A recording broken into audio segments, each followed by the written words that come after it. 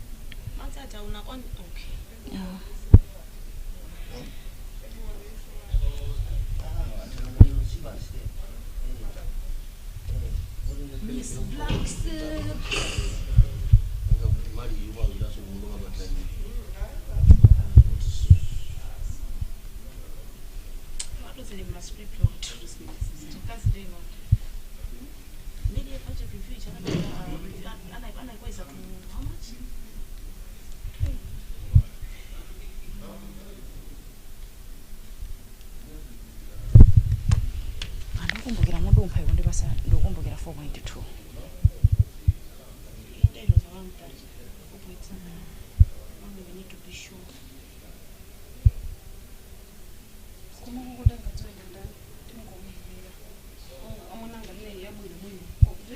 Hey, uzafusa anthu nthawi zinofusa limenelo uchukeja. Unongo zichukisa. Research. Come in. Yes. 1, 2, 3, 4. Can you hear me? Okay, all right. Achieve minimum? Okay, sure. Okay. Okay, I'm continuing speaking. So far we are 3 in here. And my name is Webster. So the members of the assembly have been deliberating on the SONA until its adoption on Wednesday. And we ndatimisa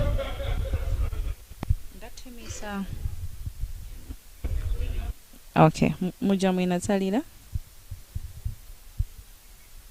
nzomwe ndikudabwa pamene bonda yatsa ndoli ndikati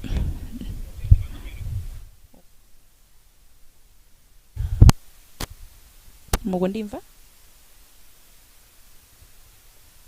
ndimafuna ndimva kuti ndikazimisa ikumapanga chani. Oh, okay, ndo ndizingoitsiya yoni yonke muzimire. Okay.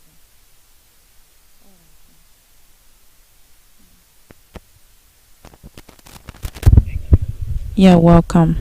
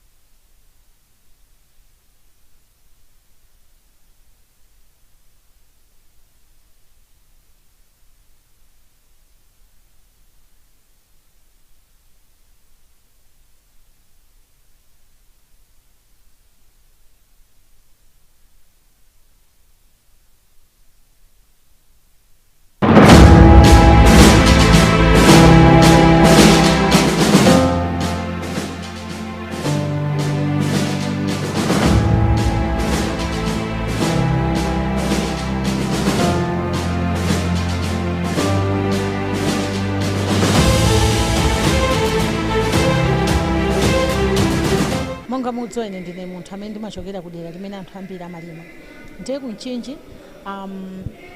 Ndimakamba nkhani ya AIP umene ali fertilizer amene waperekedwa ndi boma.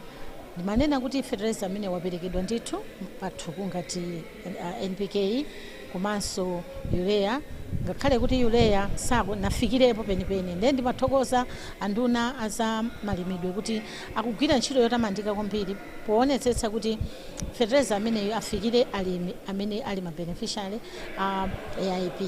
Komanso ndinathokoza president chifukwa cha chidwi chimene ali nacho dziko la Malawi monga pa nkhani ya ulimi, pamene akuuza Amalawi kunena kuti titsegule minda ikuluikulu imene ikutchedwa ma mega farms. Minda imene ichayo ndikuona kuti ndinathokozanso aphungu nyumba muja kuti alipo aphungu ambirimbiri amene atengera chitsanzo chabwino chimene president wanena kuti akhale ndi minda ikuluikulu.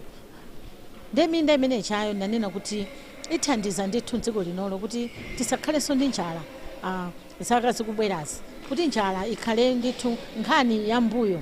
Anthu athu kumudza zikhala ndi chakudya chochuluka, komanso chakudya chomwecho tizitha kugulitsa ndi CDF, kunena kuti CDF tamva kunena kuti akuikweza imene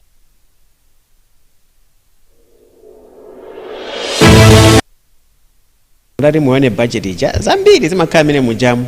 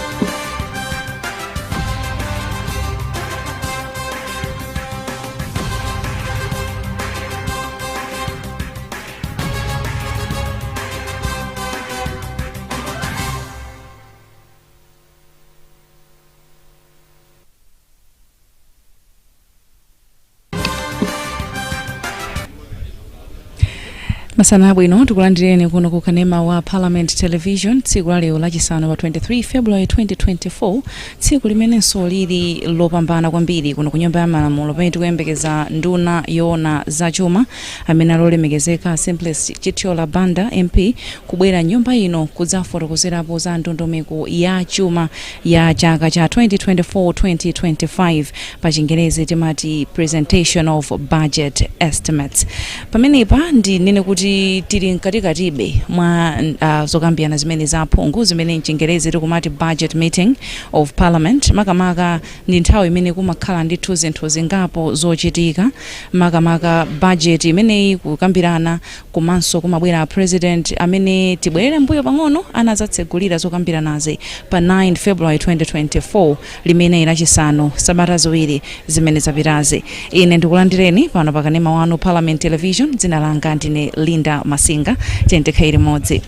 Ndi mmene ndafotokoza kuti pa 9 February mtsogoleri wa dziko lino Dr. Lazarus McCarthy Chakwera anabwera nyumbayi ndikudzapereka ndithu akamena kufotokozerapo za momwe zinthu zikuyendera dziko lino pa Chingerezi timati State of the Nation Address SONA. Kuchoka pa lachisanu limene pa 9 February aphungu akhala kukambirana makamaka pa SONA imeneyi kuthirapo ndemanga ena kufotokozapo zomwe iwo akuona mwina zomwe zinakambidwa kugwirizana nazo ndi zoterozo zimene zakhazo chitika nyumbayi kwa sabata ziwiri, ndipo takhala tili pano kukupasirani tsatanetsatane wa zimenezi. Koma tinakwanitsa kucheza ndi aphungu awiri atatu kuti tingomva kodi zomwe anayankhula mtsogoleri wa dziko lino makamaka pa 9 February mu SONA iwo anazilandira motani. Tione izi.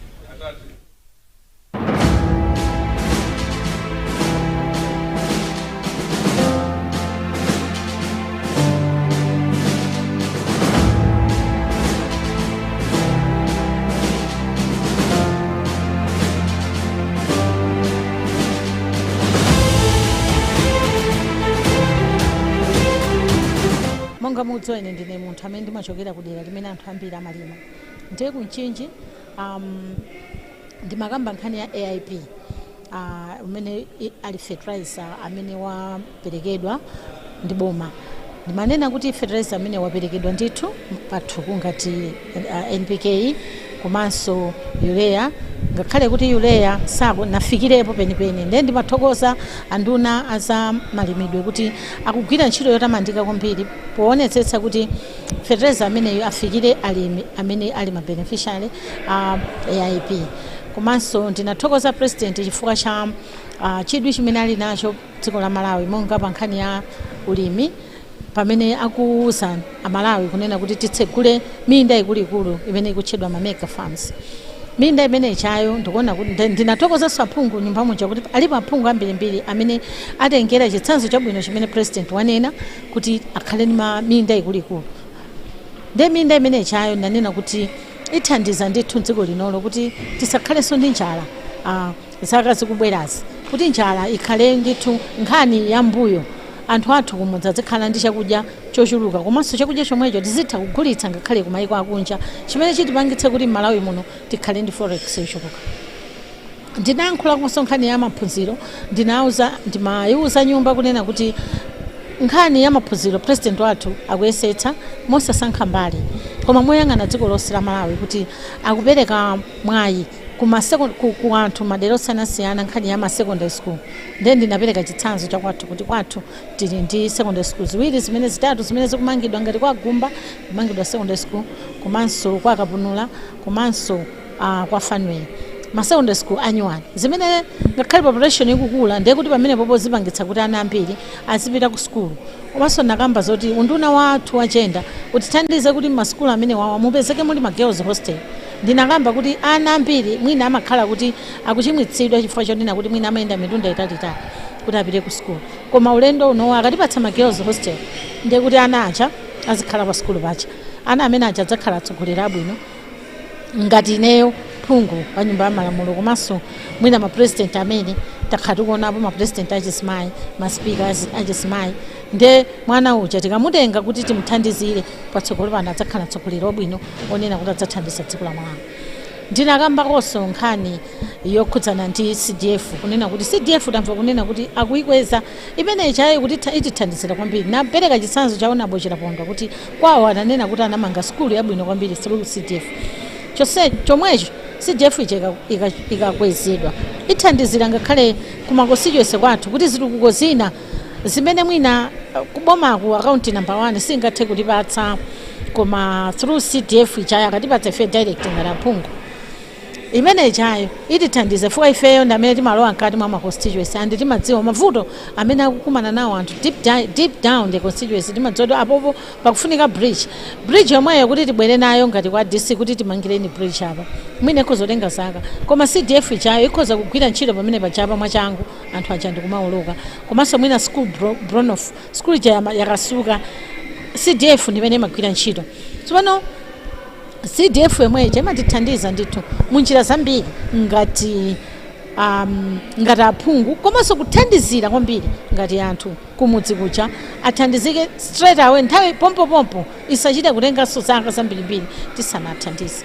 So zina ndi zimenezozo ndi makamba pa nkhani ya mega farm ndinakambanso kuti kwathu kunchinji kumakhala kuti kuli ma estate akuluakulu amene maboma ambuyo mwana awapanga disband anthu anasiya kulima anasiya kulima koma ulendo unoonde kuti president akubweretsanso nkhani yomwe icha ya Kamuzibanda his excellency Kamuzibanda imene anali nayo yonena kuti anthu tidzilima ngati kunchinji tilima estate ngati estate 55 estate 54 estate Kawelawela estate Gada estate tinali na farm ya mama Katsamira komanso Chimwakango malo aja ndakuluakulu kwambiri koma kumapezeka kuti nthawi yonse kumangokhala kusalimidwa koma panopo ndi mmene abweretsera maganizo onena kuti tsopano tikhale ndi mega farm tidzilima komanso umwayo onena kuti anthu akhale ndi fertilizer kukuperekedwanso ndalama zambiri zokhudzana ndi mega farm kodi Malawi angakhalebe chimodzimodzi Malawi sangakhaleso chimodzimodzi ndiye kuti anthufe tikhala ndi chakudya chochuluka m'Malawi muno. Komanso ndinakamba nkhani yakuti alipo ma organization ena amene akupereka magrant magrant akupereka ndithu magrant kwa alimi ngati kwathu ndachulako kunchinji ndachulako ma cooperative awiri amene alandira magrant ena 69 million ena 100 chakuti million zimene agule katundu othandizira kuti alimi acha akhale ndi chidwi chakulima tsopano ndiye kuti kuzichotsano ku manyo kuzipititsa kuti zipite mechanism adonoti chiyawa chankula kuzipititsa mechanism kuti anthu aja agwire ntchito using ma tractor komanso nifi ili pomwepo ikupereka songongole yoti alimi acha akhale kuti ndi fertilizer okwanira kuti akalima ndi matractor athire fertilizer komanso kubweranso mabungwe ena amene akuthandizira kuti chakudya chichalima chicha ngati chachuluka agulitse alimi acha apeze ndalama kodi mulimi angasowe chakudya ndiye kuti chokhacho chomadikira kuti president apangeza kuti atigayire chakudya atigayire zimene zija zitha koma panopo anthu adzakhala kuti tsopano akutsidalira okha akudziyimira okha komanso kuliko kumadera kwa anzathu kumene mwina mvula imavuta komanso mwina anthu ake salima alibe minde chakudya chimene angamadye chikakhala chochokerabe kuno kumapita makadyetsa anthu ngati kutali ngati kumeneko. Poyamba ndinayamba kwayamikira kunena kuti boma lawo latipangira misewu kuzomba ndipo misewu yasintha kumene tauni ya Zomba ikuonekera komano tinapemphanso kunena kuti atiwonjezere ndalama kuti misewu imene ikukonzedwa ithe pambali pa misewu komanso atimalizire stadium imene kumangidwa tifandi stadium yokhayo imene tikuona kuti ingamatibweretsere ndalama ku zochitika za Zomba City Council.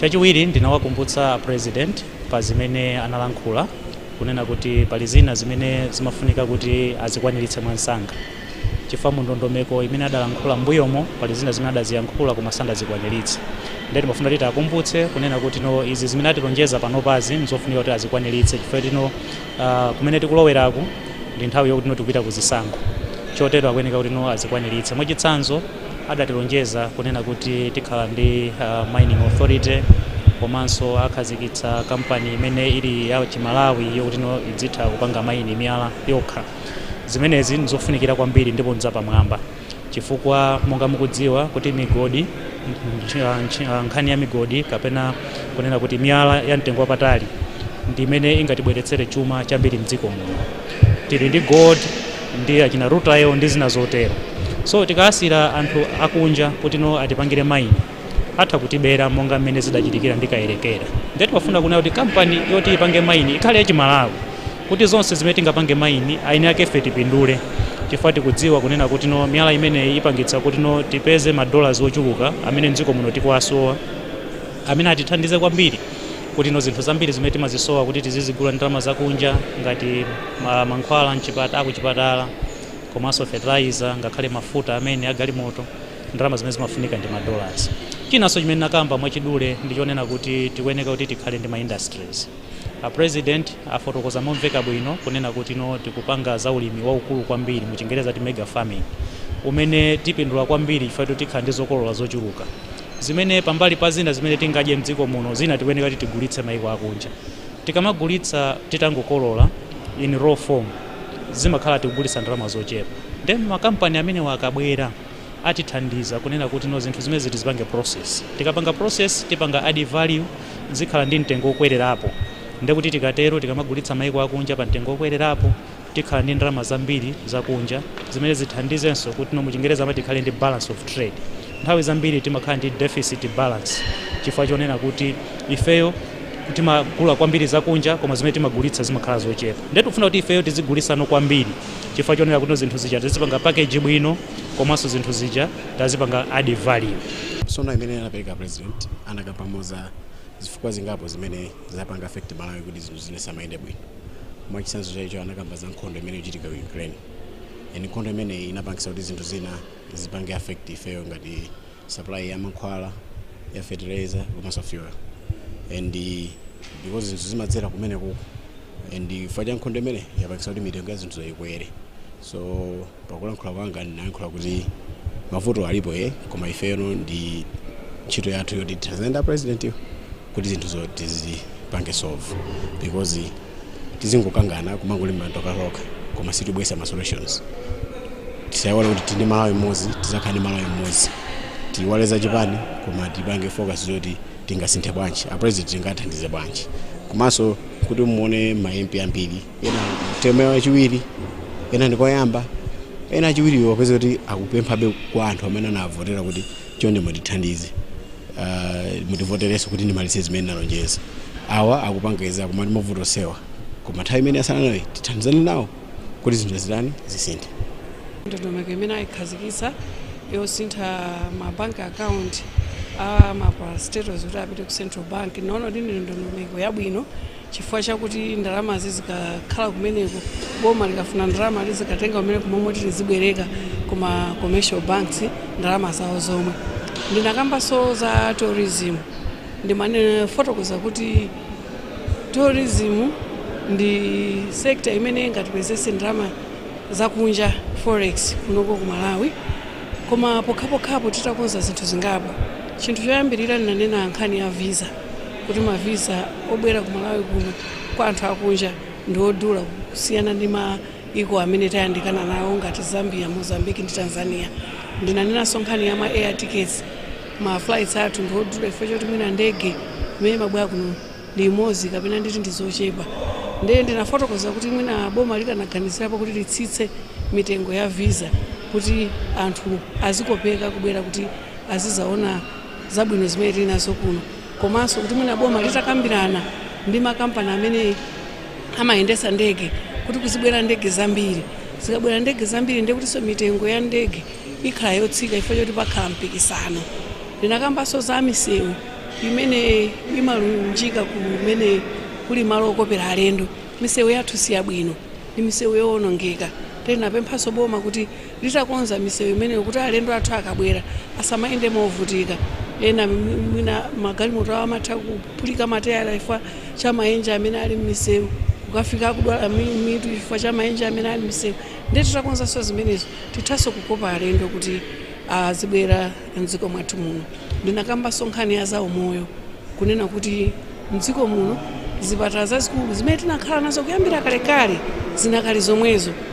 Ndimapempha boma kuti mwina likana mangako chipatala chachikulu chimene chitakhale ndi zipangizo zamakono zimene zingathe kumaoneka nthunda zosiyana-siyana, zimene panopo zipatala zathu zikukanika, timapezeka tikutumiza anthu kunja, tikupitisanso forex kunja momoti forex chaikhale muno izigwira ntchito. boma litataganizira ndikumanga chipatala chachikulu kwambiri ndekuti anthu odwala mitima anthu a kansa onsewo atha kumaonedwa muno ndekutinso forex yathu ita kukhala kuti izikhala mdziko mwathu muno. Ndinaonjezeranso kuti popempha kuti aganizireko anthu aku Balaka West. Balaka West ndi constituency yokhayo mu boma la Balaka imene ilibe chipatala cha boma, ili ndi zipatala ziwiri koma ndizolipira za Katolika. Ndi anthu amavutika kwambiri akhoti alibe ndalama ndi kuti sangapite ku chipatala kuti ayenda amayenda mtunda wautali. Ndi anthu amene amachokera kwa STH Akanza Mgomwe ndikutali kwambiri about 75 kilometers kuti apite ku boma kumene amakapeza thandizo la ulere. Ndinapeza kuti anthu akuvutika kwambiri.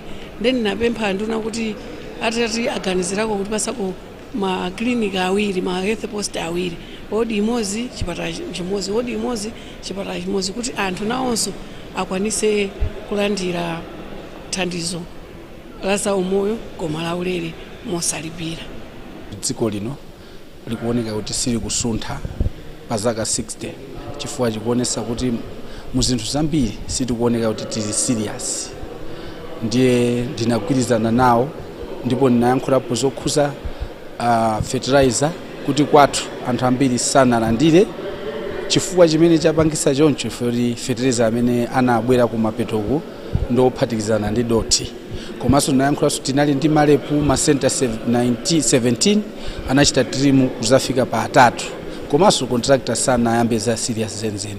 Nayankhulaso za msewu wa Lumphinyika kuti kodi boma lingasowe ndalama zomangira msewu umene uja kugwirizana ndi president kuti sitili serious timakongola ndalama mabungwe kupangira zinthu zimene zongoononga, koma ndikuona kuti nchotheka pakali pano kuti boma likongole ndalama ndi kumanga msewu wa Lumphinyika osadalira ndalama zimene zikupezeka mziko muno, chifukwa kumalo kuja ngakhale anthu amene amapita kukaona nyama atha kugwisa ntchito. Komanso msewu umene ukulumikiza ku Tanzania ndi Malawi ukangoti wachingidwa mwina kwa masiku ochulukirapo mwina 30 or 40, msewu wa Lumphinyika okhawo ndi umene utha kuthandiza kubweresa ndi kulowesa chuma mdziko muno.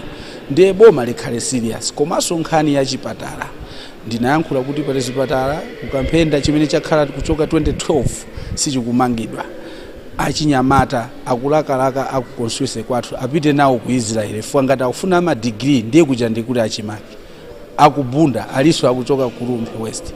Komanso ndinayankhula kuti zipangizwa mechanization machine olimira panopa apite ma constituency kuti anthu alimi akulu azibwereka, komanso alimi achichepere ngati achinyamata atha kumabwereka ma mini mega farms ndiye kuti achinyamata aja azilembana ntchito okha kusiyana ndi mene makina aja kumakhalira pa district pamakhanga kuti akulu ndi amene amapanga scramble.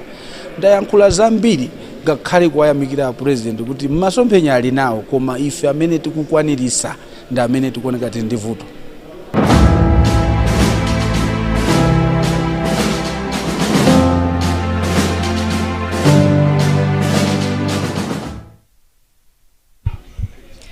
amene wanali ena mwa aphungu kuno ku nyumba ya malamulo amene tinatha kuyankhula nawo kumva ndemanga zawo pa zomwe anayankhula mtsogoleri wa dziko lino nyumbayi Dr. Lazarus McCarthy chakwera lachisanu pa 9 February 2024 pa Chingerezi timati State of the Nation Address, kapena muchichewa kufotokozerapo kuti kodi zinthu mdziko lino zikuyenda motani.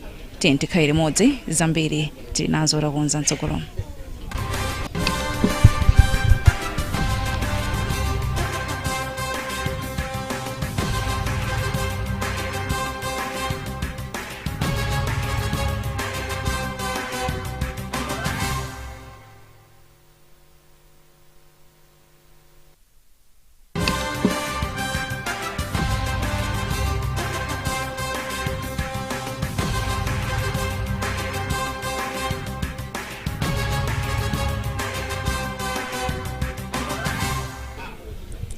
ngati mutsiku lomwe kanema wanu mukuonera Parliament Television muli ndine Linda Masinga malo mwanzanga onse kuno ku Parliament amene kupatsirani zonse mene zikhalire kuno nyumba ya malamulo tsatanetsatane pamene tinafotokoza kuyambirira kuja kuti tsiku la lero ndi tsiku lapadera kwambiri pamene tikuyembekeza nduna yoona zachuma olemekezeka Simplex Titiola Banda kuti abwere nyumbayi nkudzapereka ndondomeko ya chuma ya chaka cha 2024 kufikira 2025 pamenepa kumakhala kufotokozerapo ndithu kuti kodi boma layika ndondomeko zotani kuti kodi gawo ili la zachuma gawo ili liyenda motani komanso kupita chitsogolo ndi njira zanji zimene boma lufuna likhazikitse kufunitsetsa kuti zonse zili mchimake mdziko muno zonse zikuyenda monga zikuyenera kutero nde monga tinachitira ndi kuyankhula ndi aphungu pofuna kumva ndemanga yawo pa zomwe anayankhula mtsogoleri wa dziko lino pa 9 February 2024 tinakwanitsanso kuyankhula ndi aphungu ena akuno ku nyumba ya malamulo amene anafotokozapo ndithu za chiyembekezo chawo kuti kodi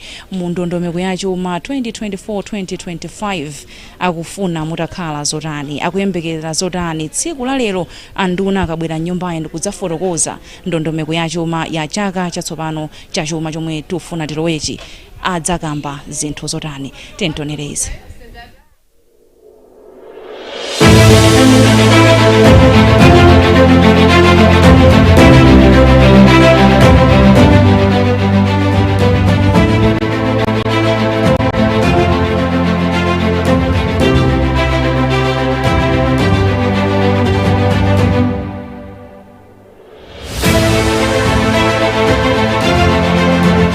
chiyembekezo changa komanso anthu ku Lilongwe South constituency ndichokwera kwambiri chifukwa tikudziwa kuti ndi nthawi imene parliament imapereka budget ku boma kuti boma litha kugwira ntchito zosiyanasiyana komanso zitukuko zosiyanasiyana komabe ndikudziwa kunena kuti budget yathu ngati kumalawi kunoko simakhala yokwanira kuti tikhoza kufikira zonse zimene ifewo timazifuna chifukwa chonena kuti ndalama zathu zimene timazipeza malawi munomo timati local revenue ndi zochepa kwambiri chifukwa kuti economy yathu chuma chathu ndi chotsika kwambiri ndiye mapeto ake kumapeza onena kuti sitokwaniritsa zimene tikufuna mutati muone budget ija zambiri zimakhala mene mujamu ndi zongodya masalale kulipira ma pension kulipira ma loan interest ngongole zimene tatenga kunja komanso konkuno ma treasury bills so kumapeza kuti zambiri zikungopita chakudya cha lero osakhala kuti zachitukuko development chifukwa chonena kuti ndalama zathu ndi zochepa m'malawi muno so ineyo ndikuona ngati kuti tikungoyenera kuti tipeze njira ngati dziko njira zimene zingathe kutibweretsera ndalama zochuluka m'malawi munomo ndicholinga choti nthawi ya budget ikamafika tisamadwale nazo mutu waching'alang'ala ya chifukwa kumakhala kudula kukambirana mwatipasa zochepa ma department osiyanasiyana kudandaula ndiye ulo tipereke zimene zichazo kwa nduna zimakhala zovuta kuti adula pati poti ndalama zopalibe in other words tikapanga insist timakhala tikuwauza kuti ndiye mubwerekebe zambiri nawo kumapeza kuti akabwereka ndalama zambiri economy yonse imatani imabalalika chifukwa kuti ma interest rates amakwera zambiri zimene zimachitika so zimakhala zovuta koma njira yeniyeni ndionera kuti tipeze njira zimene zingathe kukwezera chuma cha dziko lathu ndikhoza pasani chitsanzo anduna za finance pamene amapereka ndondomeko ya half ya mid-year budget review anatifotokozera zinthu zingapo kuti tipange recover economy yathu zili about 8 if not 9 amakamba zoti titumiza anyamata athu kunja labor export zichatamba za ku Israel zimene zothandiza chifukwa anyamata aja akapita kuja akubweretsa ndalama kuno ma dollars zimene zithandiza kukweza chuma chino kugulira mafuta mankhwala ndi zosiyanasiyana zimene zichatonetsetse kuti zipite patsogolo anakambapo za mega farming chaka chinocho alimapo ndithu koma ndoziwa kuti ambiri alephera yambaso mwina next year zimene chilikuyenera tizikweze and zikuyenera lipange reflect mu budget yathu chifukwa ndi zimene zingathe kutibweretsera chuma chokwanira mu dziko muno anakambapo za mining mdziko muno muli miyala ya mtengo patali tikuyenera tionetsetse seriousness even mu budget yathu kuti ife focus yathu ili pa mining tikweze chuma cha dziko lino anakamba ono tiyambe kulima chamba chathu chifukwa tikalima chamba chathu ankanena kuti pachaka titha ife kumapeza ndalama zokwanira $700 million zimene ndizokwanira even kuyitanitsa mafuta for the whole year, you know. Koma kuti tipange zimene zikuyenera tisinthe malamulo, kuti malamulo athu azilola kuti chamba cha lokolo tizilima, polisi asamagwire ndi kumachiotcha, you see. Now njira ngati zimenezo ma industrial parks aja ma golden visa ndi zimene zingathe kutithandiza kunena kuti ife tikweze chuma chathu, because tikangoyang'ana ka budget kathu ndikakang'ono ndipo sikamakwana. Ngakhale tikamayima parliament muja anthu unamulonjezere uku, munjezere malipiro, mutimangire sukulu, mutimangire chipatala, timangodabwa kuti ndalama zake zichokera pale. Ndipo even anthu nawo mutu umawawanso kuti koma anthu akanadziwa kuti mumphikamu mulibemo, ngakhale kuti ndigawe ndiwo zokwanira mulibemo, simply because ka economy kathu kadziko kathu nkhani ya zachuma nkakang'ono. So tikuyenera focus yathu tiyike pa zinthu zimene zingathe kukuza kapena kukweza economy yathu kuti tonse tizasangalale. Koma makamaka anthu akumudzi amene tikamba pano ambiri avutika ndi njala, fereleza zovuta, nawonso asangalale chifukwa dziko likakwera pa nkhani ya zachuma aliyense amapindula. Ine chiyembekezo changaso ndinokhumudwa nthawi zonse tikadusisa budget, tikamafika pa mid review budget jai kumadulidwa kuti akuti adula. Nde ineyo kutiso ndiyankhule pa nkhani imene iyi zikundivuta chifukwa tikumalonjeza timabwera ma trillion tidusisa, kenaka tibwera pa mid budget tikubwera so tikuzadula ma trillion. Nde ine chiyembekezo changa njonena kuti tikadusisa budget iyi tikamabwera pa mid review tisaduleso budget, anduna zachuma amvese kudula budget kuja kupangisa kuti zinthu kunje kuzisamaende. Chifukwa tikamapanga budget ija ndiye kuti kwina kosa amadziwa zoti tsiku lakuti ndizalandira ndalama mwakuti tizapanga nayo chakuti. So pano mwadzidzidzi angu adulira ndalama zija palibe chimene chikuchitika kumadera kwathuku. Ndiye ndipemphe kuti budget imene ikubwerayo asaduleso china chilichonse yayi. Ngati tikudusisa kaya 20 trillion tikujali pa mid review izakhale 25 trillion kuti tawonjezera kuti zinaperewera, koma osati 15 trillion yayi kuchepesa. Tiyembekezera kuti sopano zinthu zimene a president anena ma project amene anthu akuyembekezera sopano abwerepo pambalambanda kuti sopano anthu awaziwe kuti okay mu budget chaka chinocho boma lichita mwezi mwa zinthu zingapo zimene tachula. Ndiye chiyembekezo chathu nditiona kuti kunachitika devaluation, kuchepesedwa mphamvu kwakwacha. Ndiye kuchepesedwa mphamvu kwakwacha a minister apanga bwanji kuti anthu asavulale kwambiri malingana ndi kuchepesedwa mphamvu kwakwacha, komanso nkhani ya subsidy, komanso zitukuko zosiyanasiyana za mdera lino la Malawi, maboma osiyanasiyana ziyenda bwanji. So in the budget imene president minister ena ndithu azalankhule ndithu chinthu chogwira mtima chimene amalawi azaona kuti koma apapa nawo, koma apapa sopano ndiye tupita chisogolo. Choyambirira ineyo ndikuyembekezera kuti mu budget ya chaka cha 2024 kukafika 2025 ikhala budget imene ikakomera amalawi onse. Ndikuyembekezera kuti budget imeneyi sititchula kuti ndi political budget kapena kuti budget ya ndale, koma ndi budget imene ikayima kuti ikayankhe mavuto amene amalawi akukumana nawo. Choyambirira ndikuyembekezera kunena kuti boma limene lilipo linayamba kale kupanga nsewu kuchokera pa Nsanama kukafika kuna Ayuchi, nsewu umene ndi wa 44 km, pano panapangako 10 km. Ndikuyembekezera kuti 34 km imene yasala imveka ndithu mu budget imene ioneka kuti mu budget imene ikubwera kuti ilimo kuti msewu uja upitirire mpana ukafike kumapeto. Ndi nsewu ofunikira kwambiri umene ukulumikiza maiko awiri, dziko la Malawi ndi dziko la Mozambique. Komanso inu mukudziwa paja kuti Nakala Railway Corridor inadusa ku constituency kwanga, ndiye katundu wa boma amapita, komanso katundu wa boma amakhala kutuluka. Nsewu ukakonzedwa ukapangisa kuti ntchito zoyang'anira katundu wa boma zikhale zosavuta, komanso mayendedwe kuchokera ku Mozambique kukafika kuchokera ku Nkwamba ukafika mwina ku Liwonde ndi nsewu wa ufupi kwambiri umene umakhala kuchokera ku Nkwamba ukafika ku Liwonde umakhala osafika makilometers 150. Ndiye ndikuyembekezera kuti nsewu umene ukhalamo. Ndikuyembekezeranso kuti tiona kuti kodi ndalama zimene inu mukudziwa bwino kuti pakati patinakumana pakatikati pa chaka kuwunikira bajeti, komanso tinapungula ndalama zina kuchokera m'maministries ena kuti anthu panopa asayende maulendo akunja. Ndikuyembekezera kunena kuti atifotokozeranso mbajeti imenemu ndondomeko imene ndalama imene chagwira ntchito.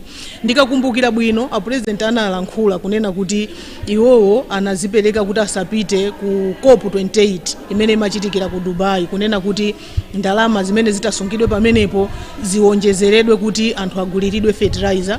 Ndi chikhulupiriro kuti mbajeti imeneyi afotokoza bwinobwino kuti kodi ndalama zimenezi zagulidwa fertilizer kwa anthu angati, zapindulira anthu angati, zimene iwo sanaendere komanso anthu ena amene amayenera kuti apite kunja, zimene tinazichosa m'maministries osiyanasiyana. Ndi chikhulupiriro kuti atifotokozera, koma kungokambapo chabe ndikonena kuti mmene ndondomeko ya fertilizer yayendera chaka chino sinaende bwino kapena kuti sikuyenda bwino, chifukwa anthu ochepa ndamene atapindule ndi fertilizer wa chaka chino, koma ochepa omweyo akuvutika kuti apeze fertilizer kuti agule. Pakadali pano ochepa omweyo amene anayelekezedwa kuti akhoza kulandira fertilizer sakulandira fertilizer, sanalandire fertilizer uja mpaka na kufika na lero. Panopa zomera zakula zimene zikupangisa kuti mwina nthawi imene azalandira fertilizer zapezeka kuti zomera zija za nthawi yake yotakhoza kuthira fertilizer yatha. Pakadali pano anthu kumudzi akugona ndi njala. Ineyo ndi MP mmodzi amene mwina kwathu posachedwa pa ino munaona newspaper la komanso pa social media atalemba kunena kuti banja lina lake laluza mwana chifukwa choti anagula deya amene akukayikidwa kuti mwina deya amene isanali wabwino kwambiri, so ana atadya mwana uja anapezeka kuti wamwalira. Njala yavuta kwambiri makamaka osati constituency kwanga kokha koma ma constituency onse. Ndikuyembekezera kuti atifotokozera mu budget imeneyi ndondomeko yabwino imene anthu atapasidwire chakudya kukafikana mpaka na nthawi imene anthu atakakolole kukhala ndi chakudya chawo. Ndikuyembekezeranso kuti president mu budget imene akubwera ku budget imene ikubwerayi mukhala nkhani ya chipatala chimene anthu amene akuchokera kwa Nkola amayenda mtunda wa utali. Kwa Nkola ndi wodi imodzi ya Machinga East constituency kumene kulibe chipatala china chilichonse cha boma, ndipo ndakhala mu nyumba ya malamulo ndi kupempha za zimenezi kuti mkatikati mwa zipatala zimene boma likumanga aunikenso kukamanga chipatala makamaka kwa senior chief Nkola, ifa kumeneko kulibiretu chipatala cha boma pafupi. Anthu amayenda kumapita ku Kawinga Health Center kumene amatenga 20 km kapena kupita ku Mpiri Mission, chipatala chimene cha Mission chimene anthu amalipira. So tikuyembekezera kuti nkhani imene ikhalamo. Ndikuyembekezeranso kuti mbudget imenemu mukhala nkhani ya chitetezo chimene tikuyembekezera kuti mbali ya kunampeya kumene chitetezo ndichovuta kwambiri mukhala program yoti timange polisi kunampeya kuti chitetezo chikhale chabwino, anthu azitha kupanga ma business yawo mopanda mantha. Ndondomeko chuma cha boma ndiye chitime cha chitukuko kuti kodi kumaphunziro tika kundalama zikati kuza umoyo, kuza chitetezo, kuza malimidwe, kuza njala, kuzomangamanga. Ndiye palibe phungu wa nyumba ya malamulo amene angachite masewera ndi nkhani ya ndondomeko chuma cha boma imene budget. Tere ife tikuyembekeza kuti tinene bwino tithandize boma kuti mukadachita ya president tere kwa bwanji tere ya bwanji tere mofundi ndicho linga chimene tinenezo zithandize mtundu wa Malawi. Amalawi akhale bwino. Kodi anthu apa ntchito akusamalira bwanji? Kodi adatulangani akusamalira bwanji? Kodi amubuka wose akusamalira bwanji? Nanga chuma cha boma tisamalira bwanji? Zonsezi zikhala budget zimezo zoti thandize Amalawi onse apa ntchito akumudzi makamaka anthu akumudzi kuti apindule. Mu budget imene iyi ngati phungu wa nyumba ya malamulo ndilinso ndi chiyembekezo chachikulu. Mwina chiyembekezo changa choyamba ndi choti anduna zachuma aonjezere budget yathu imene timati CDF, chifukwa ifeyo ngati aphungu madera mwathu mu CDF tikuona kuti ikugwira ntchito yayikulu. Ndalankhula kale ku mbali yokhuzana ndikuti ma school block akusowa komanso muzipatala ndizosakwana. Ndi CDF ndimene imatithandizira kunena kuti tithe kumanga ma school block, tithe kuyika madzi makoswese mwathu mijigo, komanso kumanga tizipatala tating'ono tikuzoti zipatala zazikulu zimachitidwa tako ndi boma. Komano ngati ma health centers, ma health post, ma school block, mijigo zonsezi timadalira CDF, koma ma bridge ang'ono aja timadalira CDF.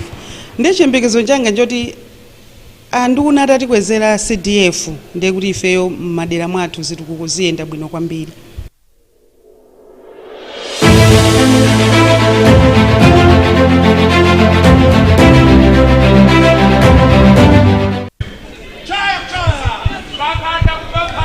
Ladies and gentlemen, the highlight of the budget meeting, 2024-2025 budget meeting of Parliament, and this also happens to be the highlight of our afternoon today. It's actually government business in the House, as indicated on the order paper, guided by Standing Order 137 on annual estimates, and this is under the financial procedure. What we just saw happening a few seconds ago was the arrival of the Minister of Finance into the building. That's Honorable Simplex Sitiola Banda, Minister of Finance and Economic Affairs, coming in the House in readiness of his time to present the 2024-2025 budget estimates. We are going into the 2024-2025 financial year. And as I said that this activity this afternoon is guided by Standing Order 187, actually 137 on annual estimates. It actually says, I'll just quote part of it, when the Assembly meets for the purpose of considering the estimates of revenue and expenditure for the forthcoming financial year, the Minister responsible for finance shall lay before the Assembly a copy of the estimates of expenditure on revenue and development accounts. So what we're going to see unfolding in the House is actually the estimates speaking on the financial and economic policy direction of the government. Well, as I said, that Honorable Finance Minister, that's Honorable Simplex Sitiola Banda, is in the chamber. This is actually just to confirm that the budget presentation is what we are going to see happening in the House.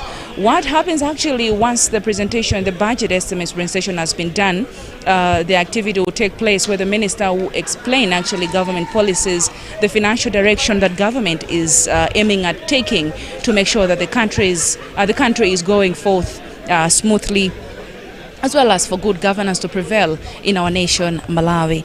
Well, in case you're just tuning in, you're just joining us now, I should welcome you to Parliament Television, where we are set to give you the live deliberations, live proceedings of the budget presentation. As I'm describing it, and as well my team is describing it as such as well, this is the highlight of the 2024-2025 budget meeting of Parliament. It is expected to run for 8 weeks, and from now we are going to see into the next coming 2 weeks where members of Parliament are going to go into committees where they will be looking at the budget that is presented currently, actually today, that will be presented today. They will be looking at it, deliberating on it to make sure that everything is going as it is supposed to go. And shortly, I should say that a lot more is actually happening inside the House. As you can see from my background, members of Parliament are greeting the Honourable Minister. And I should also make a point to say that when the Minister is making his way into the Parliament building, members of the press and maybe the general public, they're all rushing to where he's coming from his car, precisely to take a picture, and everybody battles or grapples to get the first shot of the picture of the briefcase, which is expected to be carrying the money that will run the country for the next financial year. That has happened, and later on in our other subsequent productions, we surely will give you a snapshot of that, so that you just appreciate what actually happens when the minister arrives at Parliament with a briefcase. Everybody actually pictures a lot of money, or maybe a big pocket, fat pocket right in theirs, and the minister is walking in to present it. But all in all, as I said, it is actually speaking on the financial and economic direction of the government. Let me leave you to watch everything as it's happening in the House, so that you can follow everything as it happens, as shortly also the Speaker of the National Assembly will be making her way in the House. Let's keep watching.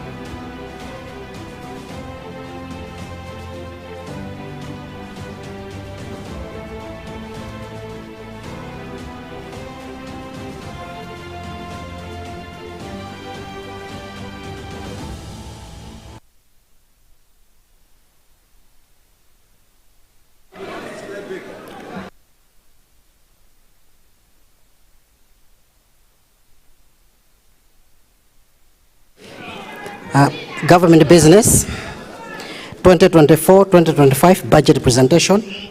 The Honorable Minister of Finance and Economic Affairs to lay at the table the budget documents under Standing Order 137.1.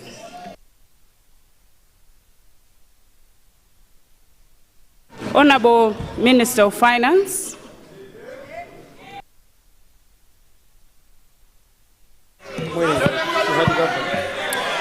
Thank you very much, Madam Speaker, and good afternoon.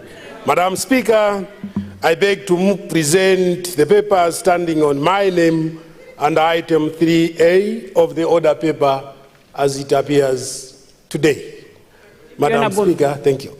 Thank you, Honorable Minister of Finance. Sergeant at Arms.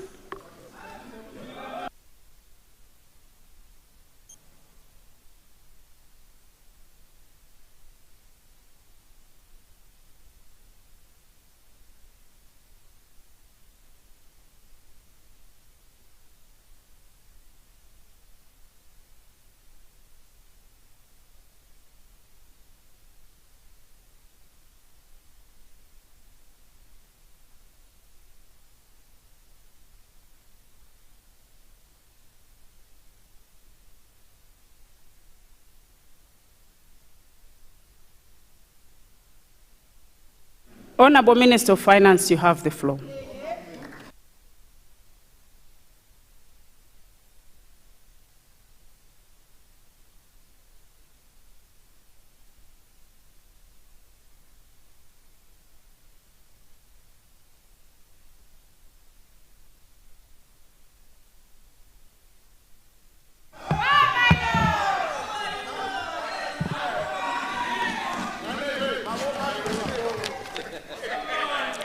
Thank you very much, Madam Speaker. As I said, good afternoon. Madam Speaker, I beg to move that the estimates on the recurrent and development accounts for 2024-25 budget of the Malawi government be referred to the Committee of the Whole House to be considered a vote by vote, and after that be approved and adopted. Madam Speaker, in line with the requirement of Section 33, subsection 3 of the Public Finance Management Act of 2022, I am mandated to present before this very august House a statement of the estimated receipts in the form of tax revenue, grants, and all other revenues, as well as details of the government's proposed expenditure. Madam Speaker, this is my first budget statement since I was appointed Minister of Finance and Economic Affairs by His Excellency the State President, Dr. Lazarus McCarthy Chakwera, on 7th October 2023. I, therefore, Madam Speaker, wish to first thank His Excellency the President for entrusting me with this noble task of managing the physical affairs of this country, especially at a time when the economy is facing challenges. And Madam Speaker, I pledge to do my best to discharge the required duties. In addition, Madam Speaker, I would like to take this opportunity to thank the fellow cabinet ministers, various ministries, departments, and agencies, the private sector, non-governmental organizations, of whom some I understand are present this afternoon, the academia, professional bodies, development partners, and the general public for their support and contributions during the pre-budget consultations that my ministry undertook. Madam Speaker, the constructive contributions portrayed a true reflection of the situation in our economy. The government takes these contributions seriously and has incorporated some into this very budget, while others will be considered in upcoming budgets, policy formulated processes. Therefore, Madam Speaker, this budget reflects the views of the people of Malawi regarding their aspirations and how those aspirations will be achieved.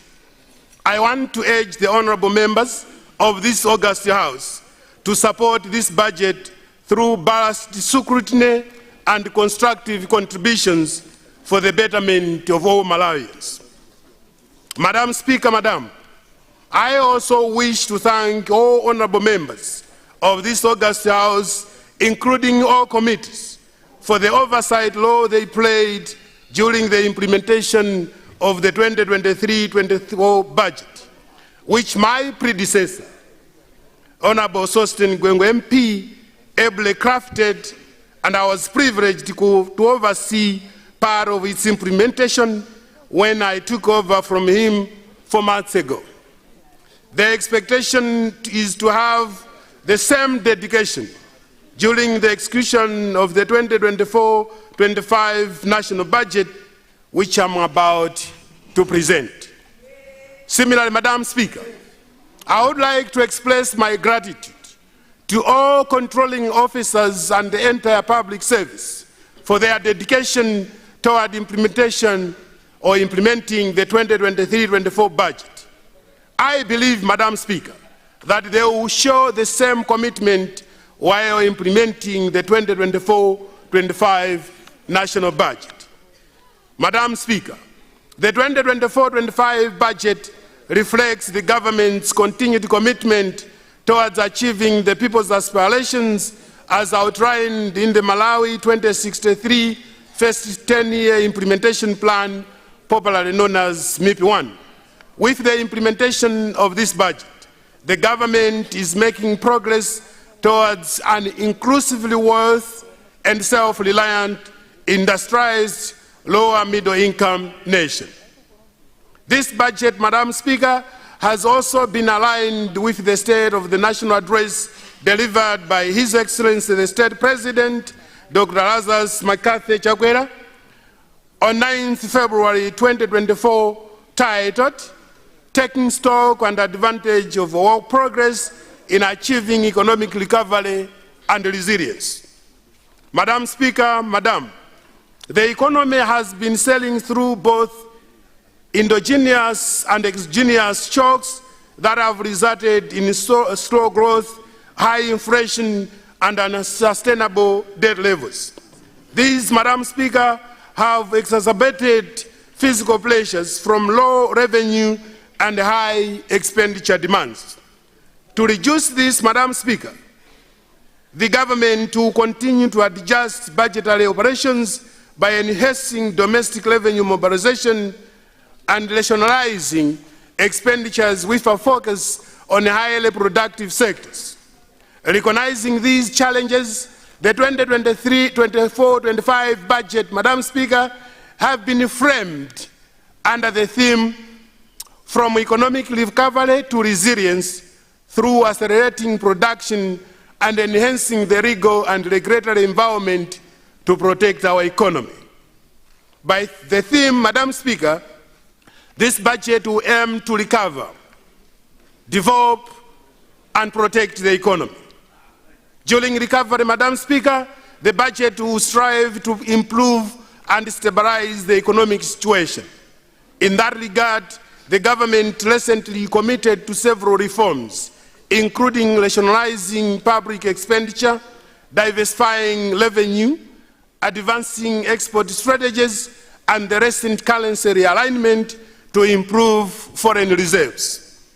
Madam Speaker, securing the extended credit facility program has assisted the country in the recovery process.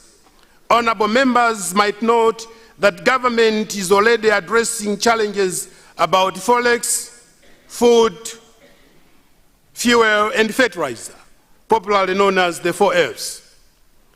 To enhance recovery and improve the forex situation, the government is launching several initiatives carefully chosen for their potential to generate foreign exchange.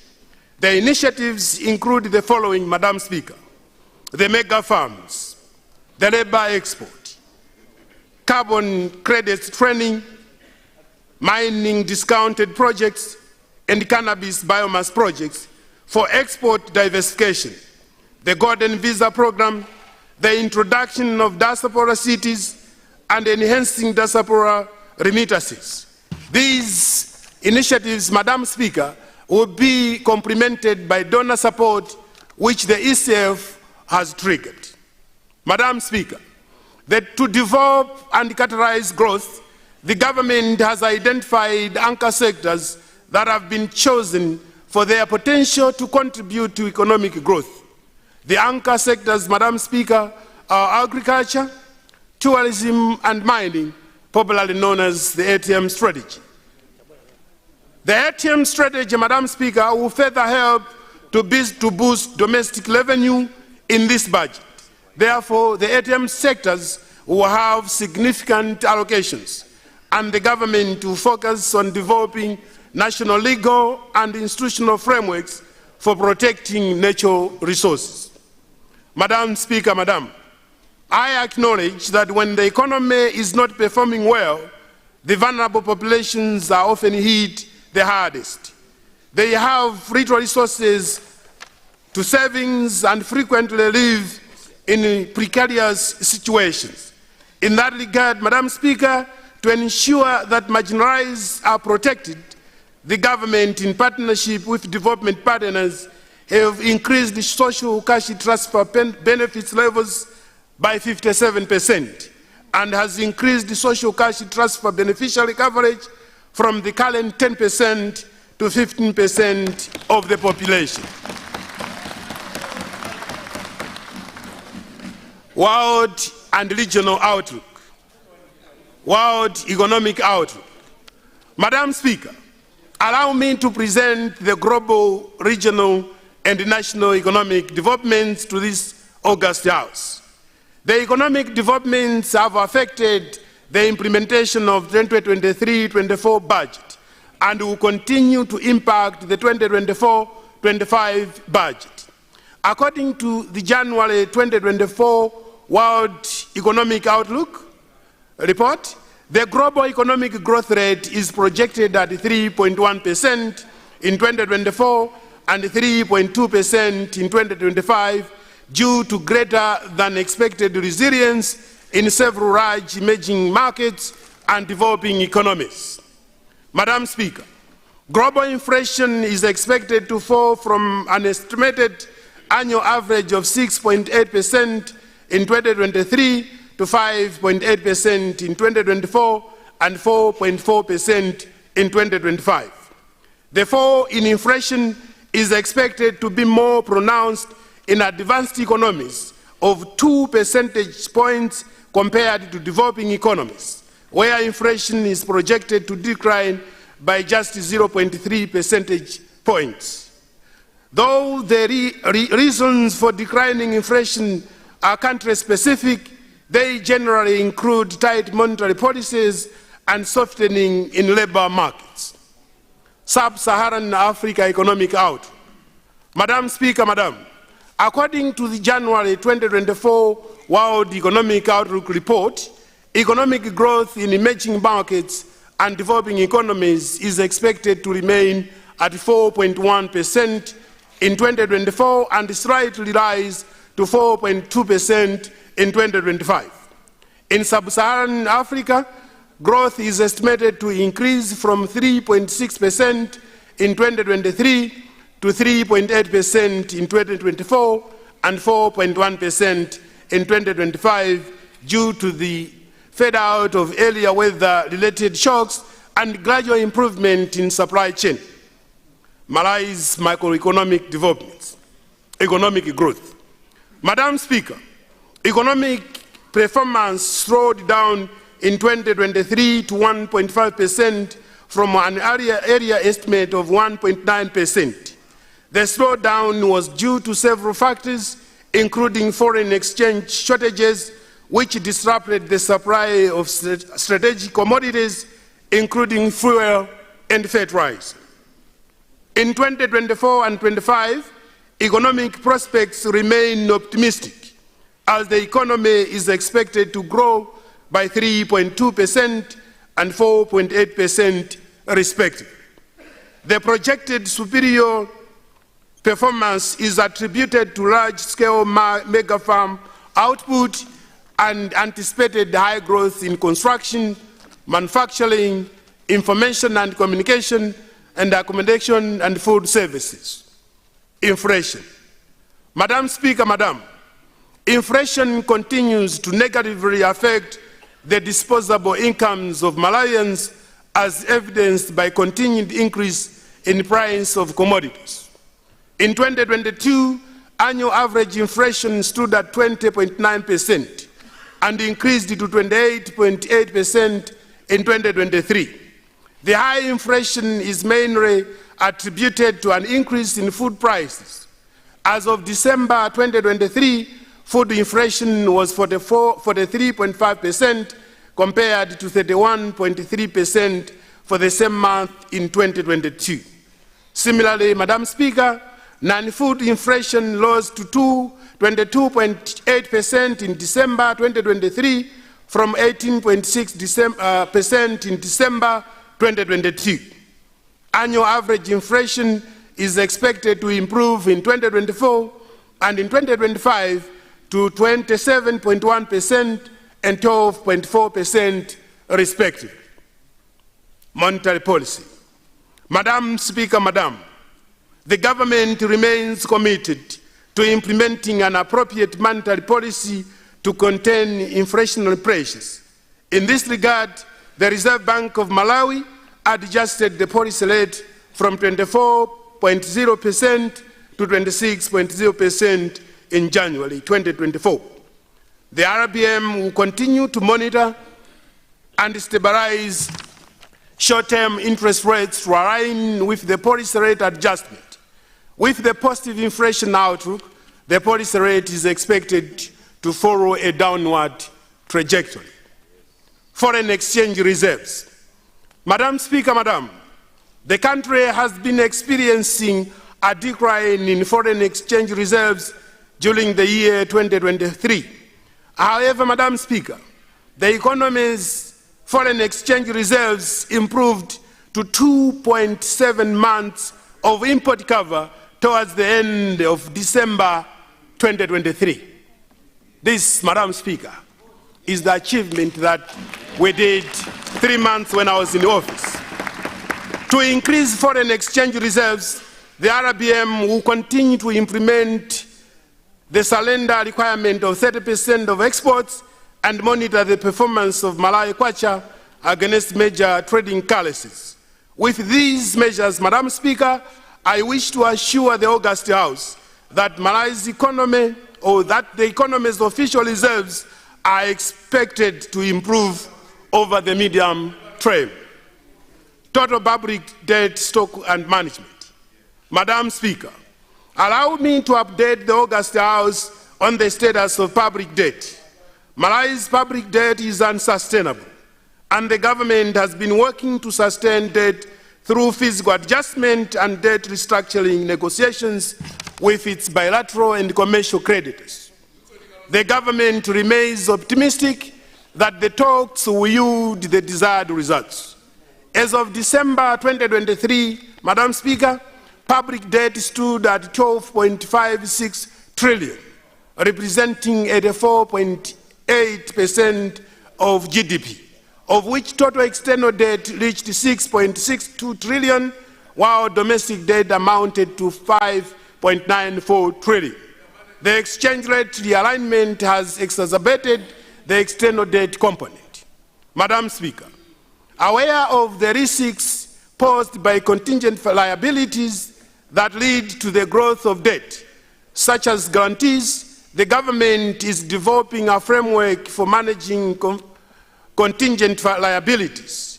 This, Madam Speaker, would ensure that decisions to issue guarantees are made with a sound analytical underpinning. Extended credit facility.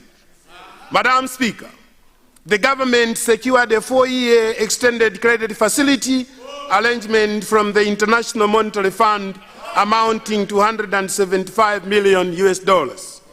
The first tranche of $35 million was disbursed immediately after approval in November 2023. The ECF has unlocked financial resources from development partners such as the World Bank, the European Union, and the African Development Bank, And overall, the ECF will support the government's macroeconomic adjustment and reform agenda to restore macroeconomic stability and build the foundation for inclusive and sustainable growth. Madam Speaker, the government will continue to monitor macroeconomic developments to ensure the IMF program remains on track. 2023-24 budget performance. Madam Speaker, I would like to briefly present the 2023-24 budget performance to the August House.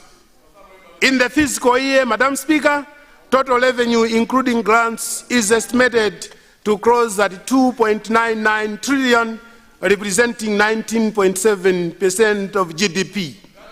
Domestic revenue is expected to reach 2.41 trillion, of which tax revenue is estimated at 2.20 trillion, and 209.34 billion is other revenue.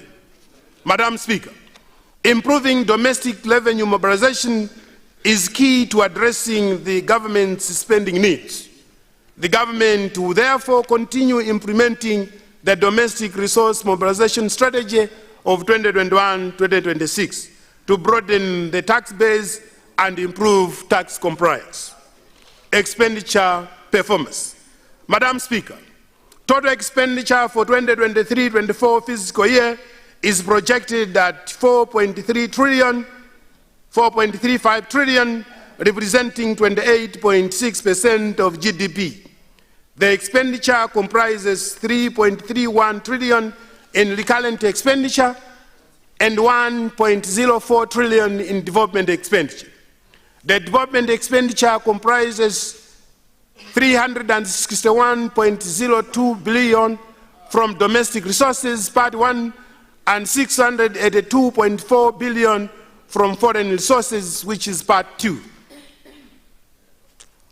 Madam Speaker, the recurrent expenditure for 2023-2024 fiscal year comprises 1.03 trillion for compensation of employees, 647.32 billion for use of goods and services, 931.48 billion for interest payments, 327.49 billion for grants to other general government units, 297.73 billion for social benefits, and 73.69 billion for other expenses.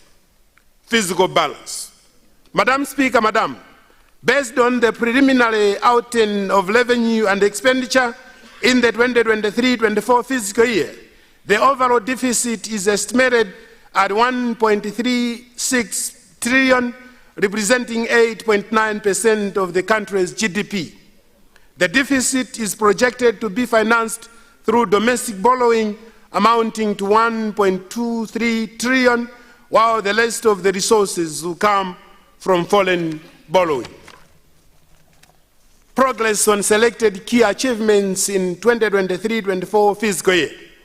Madam Speaker, I am pleased to inform this August House that the government has made considerable progress in executing development projects outlined in the current budget. I would therefore like to present some of the milestones that have been registered in various sectors as follows. Health sector. Madam Speaker, in the health sector, the government recognizes the crucial role of a healthy and productive population in the country's social and economic growth and transformation. Madam Speaker, the government has, among other milestones, completed the rehabilitation of health facilities in Chitipa, Mzimba, Kasungu, Likoma, Chikwawa, Baraka, and Dowa districts. Madam Speaker, government has also completed 20 health posts in Dedza, Mzimba North, Nchisi, Palombe, Mwanza, and Neno, and achieving a 75% completion rate of an additional 35 health posts in various districts across the country. Government has also constructed the construction of superstructures at Imponela Community Hospital is at an advanced stage. procured and distributed 20 ambulances to district health offices. Madam Speaker, regarding human resources for health, and I need to draw your attention on this. Madam Speaker, regarding human resources for health, the government has done the following. Number one, we have promoted 679 health workers. Wow. Number two, Madam Speaker, we have recruited 3,930 temporary health workers. Madam Speaker, as I speak, currently the process of recruiting 5,868 health workers is in process. Agriculture sector.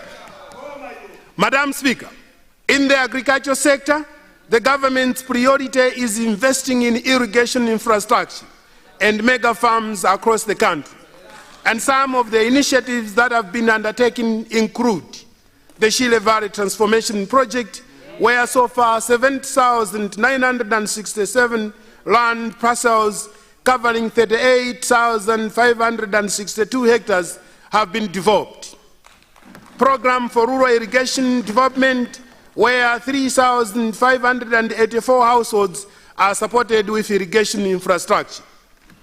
Developed mega farms, including the 80.2 hectare Chipoka cotton farm, the 107 hectare Mlambe Nkopora maize farm, the 100 hectare Malawi Defense Force Gada farm, the 102 hectare Ilovo Sugar and Luana maize farm, and 300 hectare Malawi Prison Services farms. Madam Speaker, to increase agricultural productivity, the government is also investing in the promotion of mechanized farm operations by establishing hiring centers within the agricultural development divisions. And to this end, Madam Speaker, 8 machinery sets have already been procured. Tourism sector. Madam Speaker, the government prioritizes the promotion of tourism for the country's socio-economic development. The following are some of the key achievements in the tourism sector. Number one, completed the construction of School of Tourism at Mzuzu University with state-of-the-art facilities. Oh my God. Oh my God. Madam Speaker, number two is very interesting. Maybe people are not aware, but I want to bring to this August House, Madam Speaker. Government has removed the visa requirements for 79 countries to facilitate and ease the inflow of tourism into this country. We have maintained 371 kilometers of roads and 87 houses in Kasungu and Lengwe National Park. Acquired 52.7 hectares of land at Maganga and Salima for the development of public beach and international tourism resort. And Madam Speaker, continuous improvement of access roads to resort areas in Salima, Mangochi, Kalonga and Godagoda districts, among others. Mining sector. Madam Speaker, in the mining sector, the government undertook the following. Number one, Madam Speaker,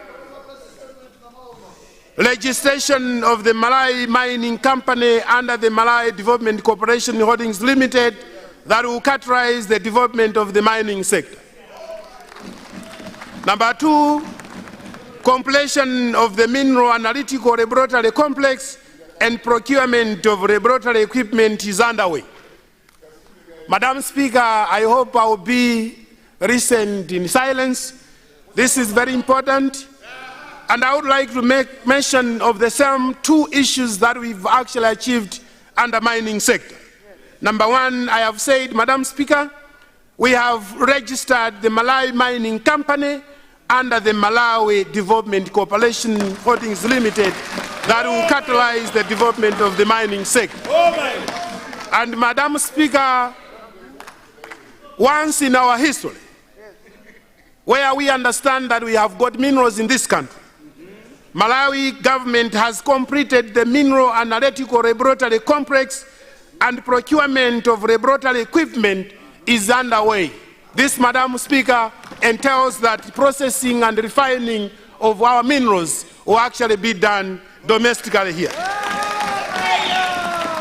Transport sector. Madam Speaker, the government continues to facilitate the provision of a self-efficient and sustainable transport system to promote the social and economic development of the country. I therefore would like to present to the August House the progress on some of the road infrastructure as follows. Number one, Madam Speaker, upgrading of Nsanama-Nayuchi Road has been completed up to surface. Completion of Road 1 of the Dzale-Ganchisi-Malomo Road, which starts from Malomo to Mpalo Trading Centers. Upgrading of Njagwa, Livingstonia, Pwez, Papapa, and Livingstonia Mission Loop Road is at 98%, and physical progress with surfacing done up to 53.3 kilometers. Upgrading of Cholo, Makwasa, Muona, Bangula Road is at 95% physical progress, with surfacing done up to 27 kilometers. The capacity improvement of the M1 road from Crossroads to Kanengo has reached a physical progress rate of 55%. The Lumpinyika Road, Lot 1 from Bolelo to Bembe, with the overall physical progress at 35%. Madam Speaker, regarding the railway subsector, I wish to report that the government has rehabilitated and upgraded the 72-kilometer of the Malaka-Bangula Railway, such that the Malaka station is now able to receive a train from Beira. Similarly, Madam Speaker, the rehabilitation of the Liwonde-Lilongwe Railway section continued throughout 2023-2024. Madam Speaker, under the civil aviation, I am pleased to report that government has established the Civil Aviation Authority that will be responsible for regulating aviation subsector in line with modern practices. Madam Speaker, the August House may also wish to note that the construction of the Rikoma jetty is at an advanced stage with an 80% compression rate. The jetty is expected to improve the safety of passengers and cargo and boost tourism on the island. Education sector. Madam Speaker, human capital development is a critical pillar in the Malawi 2063 agenda. In the education sector, the following are some of the key achievements. Number one, construction of 36 new community day secondary schools out of the integrated or intended 51 new community day secondary schools was completed, thereby creating 2,160 new spaces. Number two, the construction of 3 teacher training colleges in Chikwawa, Mchinja, and Lumpi was completed, cumulatively enrolling 1,800 student teachers. Recruited and promoted 2,293 and 308 secondary school teachers respectively. Madam Speaker, Madam Speaker, I would like to repeat on this. This government has recruited and promoted 2,293 and 380 secondary school teachers respectively, Madam Speaker.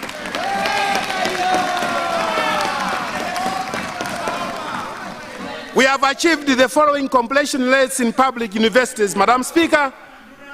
79% on the construction of administration block at the University of Malawi, 58% of construction of the library auditorium at members, University, order please. Order please. And 46% for another administration block at Kamuzu University of Health Sciences. Commenced phase 1 of the construction of the Inkos Yamakos Mbera University, and increased the number of university loan beneficiaries by 14% from 22,742 in the 2022-23 academic year to 25,978 in the fiscal year 2023-2024. Madam Speaker, since when I was mentioning some of very important achievements, people were making noise, I would like just to mention one. Madam Speaker, the House needs to note that we as government have commenced phase 1 for the construction of the Inkosi Yamakosi Mbeera University.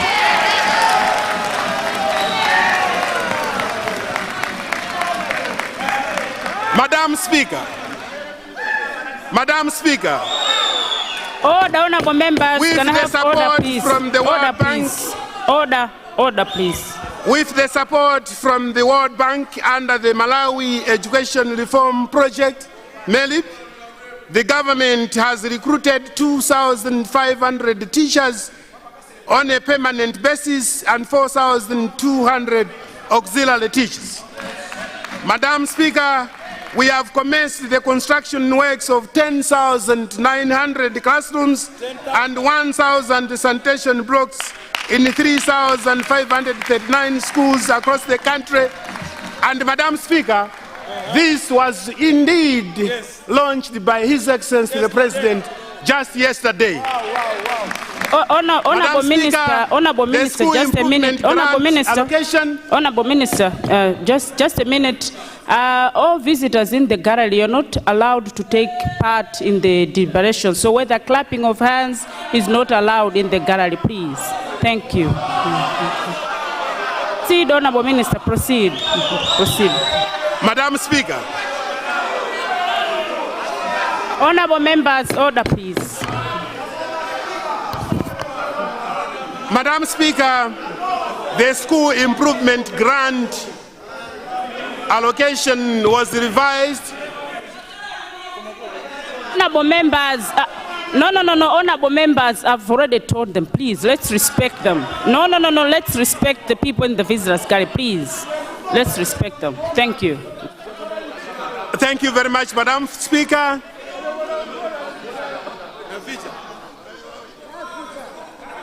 Members, can we have order, please? Both sides of the House, let's have order, please. Madam Speaker, the school improvement grant allocation was revised to 7.5 billion from the initial 6.2 billion. Madam Speaker, this government has also trained 7,304 head teachers, deputy head teachers, and inspectors on instructional leadership and school management. Madam Speaker, the government, in collaboration with the World Bank, is committed to constructing 10,900 classrooms across the country. The construction is underway for 668 classrooms in 334 primary schools across the country. Madam Speaker, the government, in partnership with the US government, has completed the construction of 66 out of 89 new community-day secondary schools under the Secondary Education Expansion for Development SEED project. The remaining 23 secondary schools will be completed within the 2024-25 financial year. Water and sanitation. Madam Speaker, recognizing the catalytic role that water and sanitation play in the socio-economic development of our country and the need for every Malawian to have access to safe water and improved sanitation services, the government has undertaken the following initiatives. Upgraded and extended the water supply system from Zuzu and Ikwendeni. Finalized the construction works for upgrading and expansion of the Kalonga and Chintechi water supply systems. In Ngatabe, the government has made water connections through the water supply and sanitation project targeting 105,000 beneficiaries. Madam Speaker, in a unique way, the government would like to recognize and commend efforts by the private sector, and specifically and in particular, Madam Speaker, Pacific Limited, which rehabilitated boreholes covering every constituency across the country. Food security situation. Madam Speaker, the 2023-24 agricultural season was negatively affected by climate-related hazards such as Cyclone Freddy, flooding and dry spells, crop diseases and pest infestation. As a result, maize production was estimated at 3.509837 metric tons in the 2022-23 agricultural season, compared to 3,716,479 metric tons in the 2021-22 agricultural season, representing a decrease of about 6%. Consequently, Madam Speaker, 4.4 million people in 979,556 households, representing 22% of Malayans, were projected to face food deficits during the 2023-24 consumption season. Madam Speaker, out of this total affected population, 3.9 million people are from the rural areas, while 470,000 are from the 4 cities of Mzuzu, Lilongwe, Zomba, and Blantyre. Compared to the previous consumption season, the affected population in rural areas has increased by 23%. In contrast, in urban areas, the affected population has declined by 25% from 627,571 recorded in 2022-23 consumption season. Madam Speaker, it must be noted that overall, the affected population represents an increase of 15% compared to 3,900,000 people who faced food deficit during the 2022-23 consumption season. The affected population was estimated to require about 38,782 metric tons of maize equivalent. Madam Speaker, because I have heard somebody saying, is this progress? Madam Speaker, I want to draw their attention here after analyzing the problem.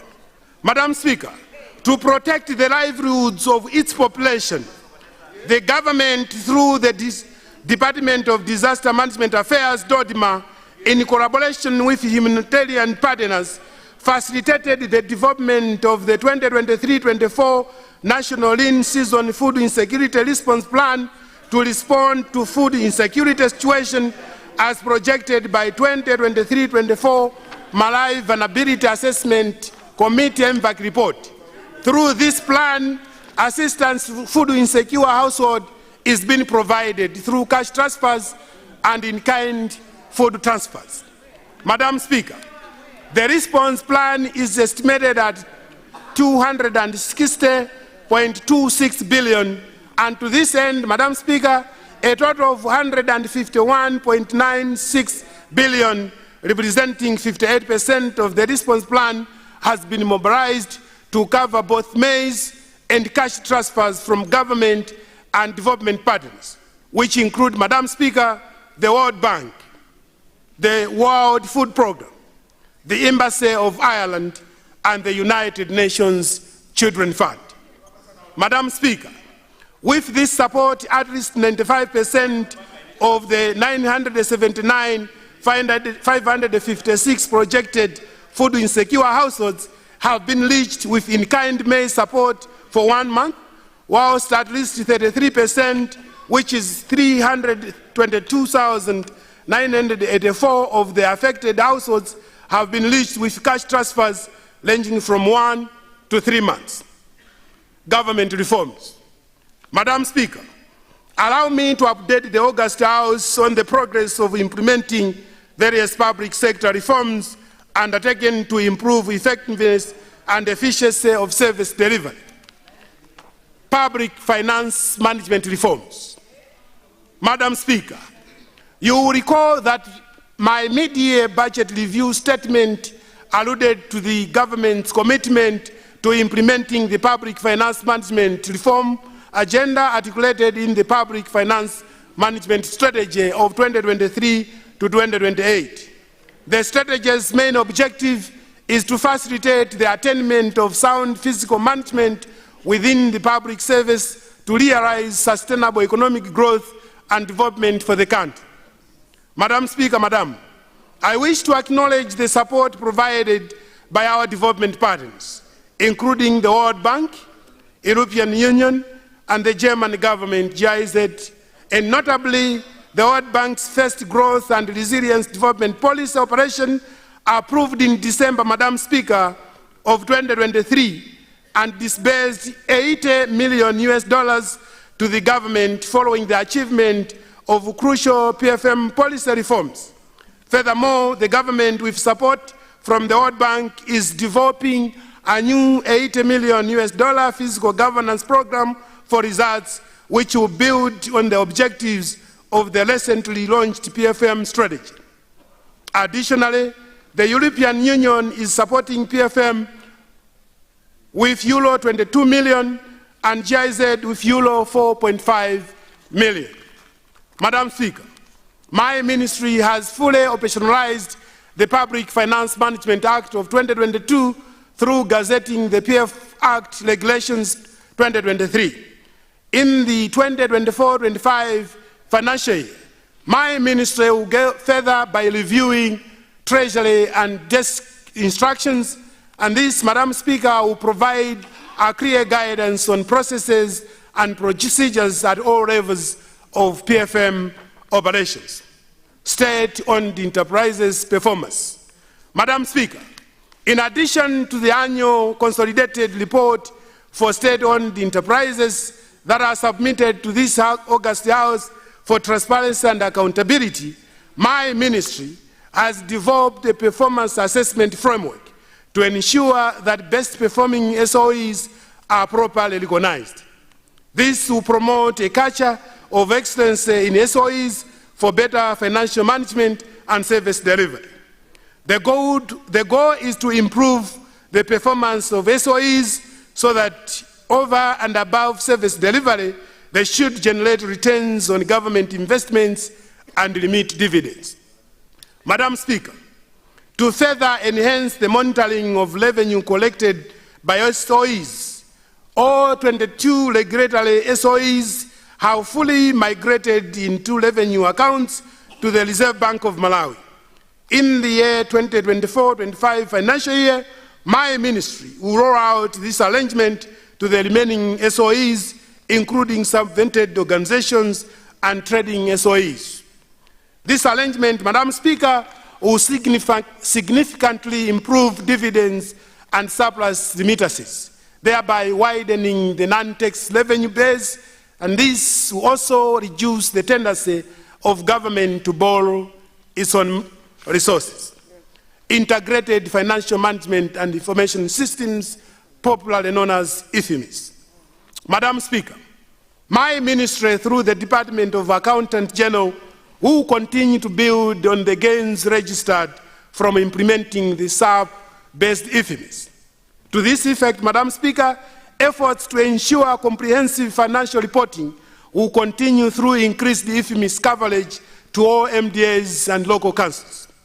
Similarly, Madam Speaker, the Human Resource Management Information System will be integrated for seamless processing of government payroll and human resource-related transactions. Further investments will be made in systems resilience, stability, and data security controls. Treasury single account. Madam Speaker, the Accountant General's Department is implementing the Treasury single account SAR initiative. This will enhance organization structure and optimization of government bank accounts. Once completed, the process is expected to improve the overall government cash position. Madam Speaker, the Accountant General's Department has highly prioritized efforts to improve non-tax revenue collection through digitization of revenue collection and restructuring of bank account architecture to facilitate revenue collection. Madam Speaker, in this regard, all government agencies must open sitting accounts at commercial banks which are linked to holding accounts at Reserve Bank. To facilitate timely transfers to RBM, a memorandum of understanding has been signed with commercial banks requiring auto transfers every 48 hours to the holding accounts. This process shall avail more resources to the government, resulting in better services across the board.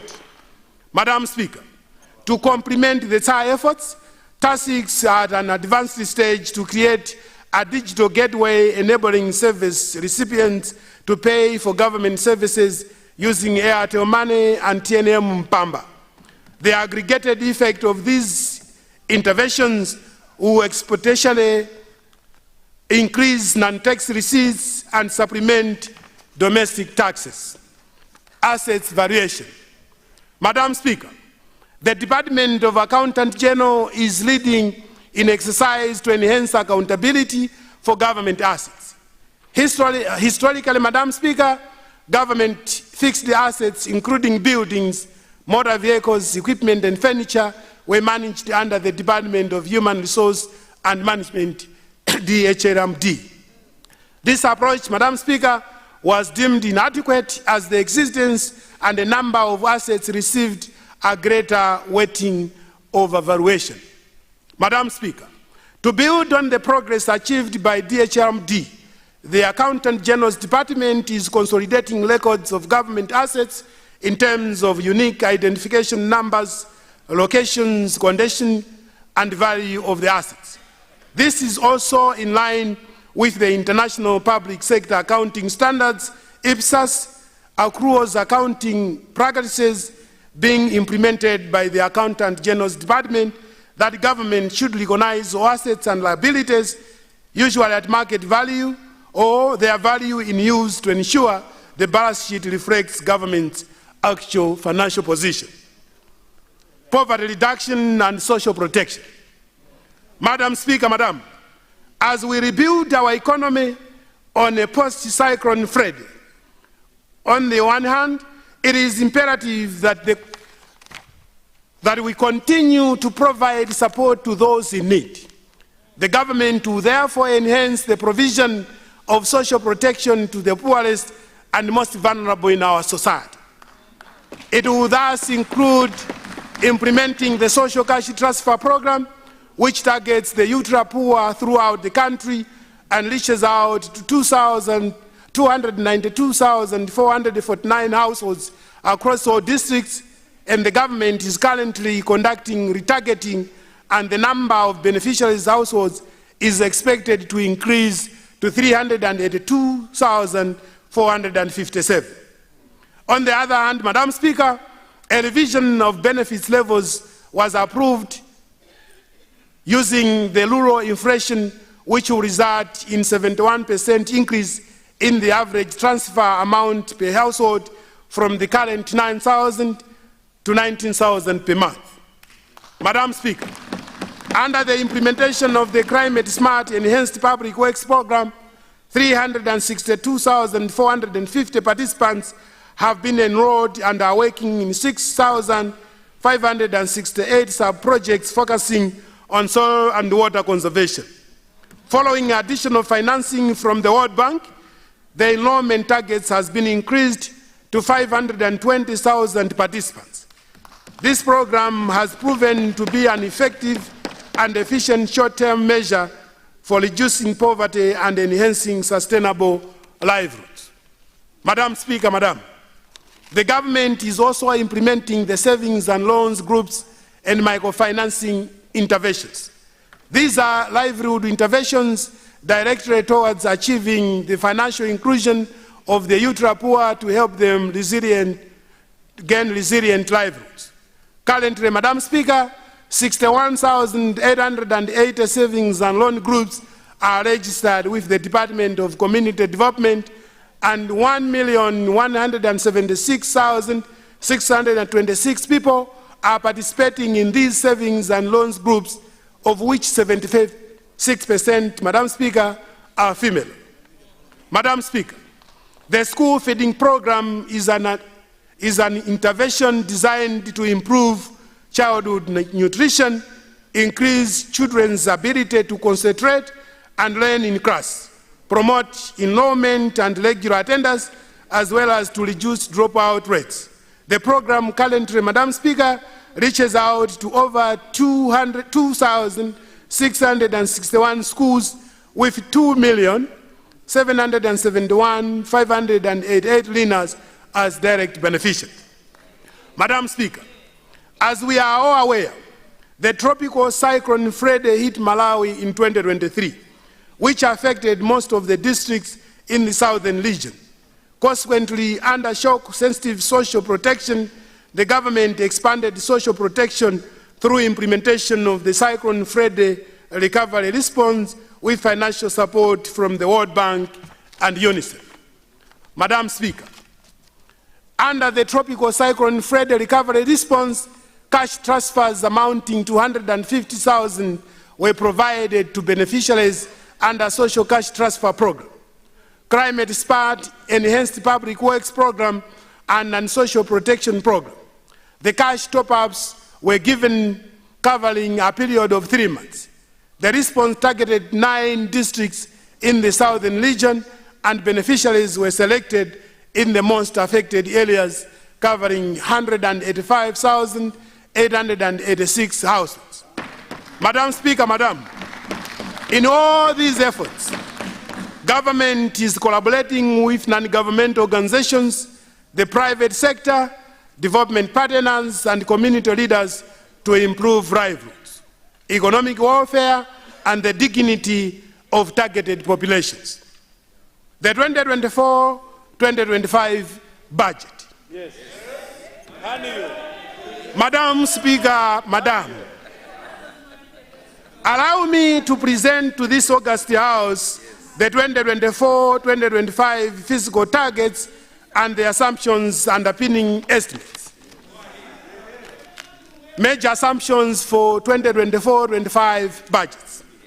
Madam Speaker, the 2024-25 budget has been formulated with the following underlying assumptions. Number 1, real GDP growth rate of 3.6%. Number 2, average inflation rate of 23.4%. Number 3, tax refunds of 0.3% of total tax collection. Total revenue and grants.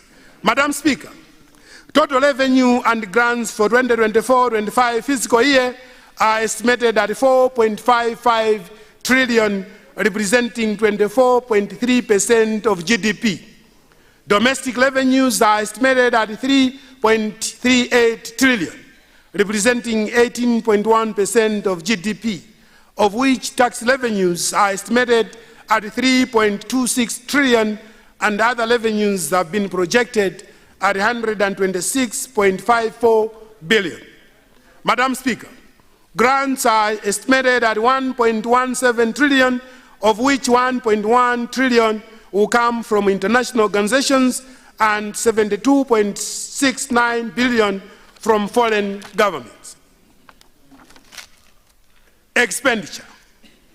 Madam Speaker, total expenditure for 2024-25 fiscal year is programmed at 5.98 trillion, representing 31.9% of GDP, and of the total expenditure, recurrent expenses are estimated at 4.21 trillion, representing 22.5% of GDP and 70.4% of total expenditure.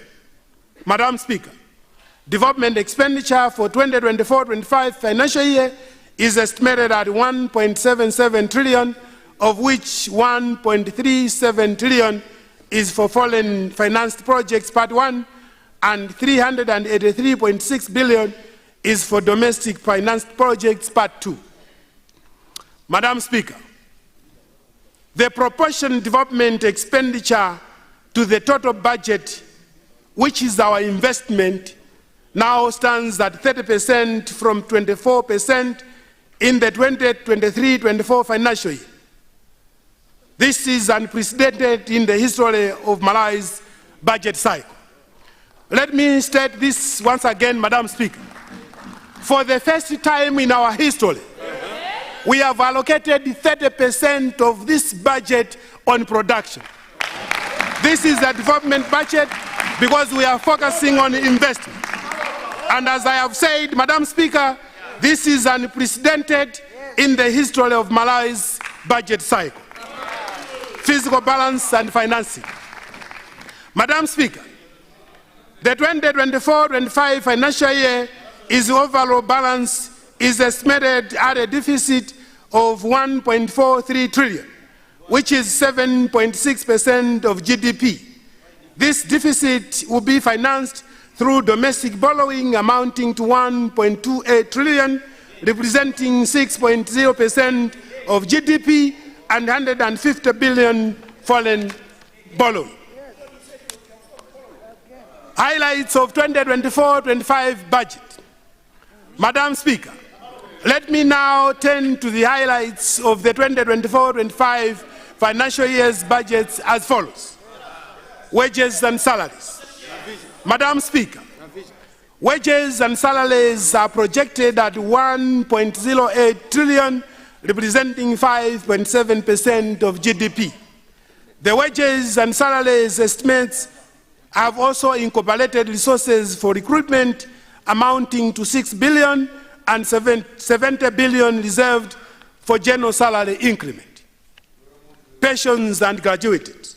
Madam Speaker, pensions and gratuities have been projected at 193.17 billion, while government contributory pension scheme has been allocated for the 6.75 billion. Interest payment. Madam Speaker, public debt interest is projected at 1.46 trillion, which is 7.8% and for the 3% of GDP and domestic revenues. Interest rate for foreign debt is estimated at 79.75 billion, while interest rate for domestic debt is estimated at 1.38 trillion. Maize purchases and allocation to ADMAC. Madam Speaker, the 2024-25 fiscal year.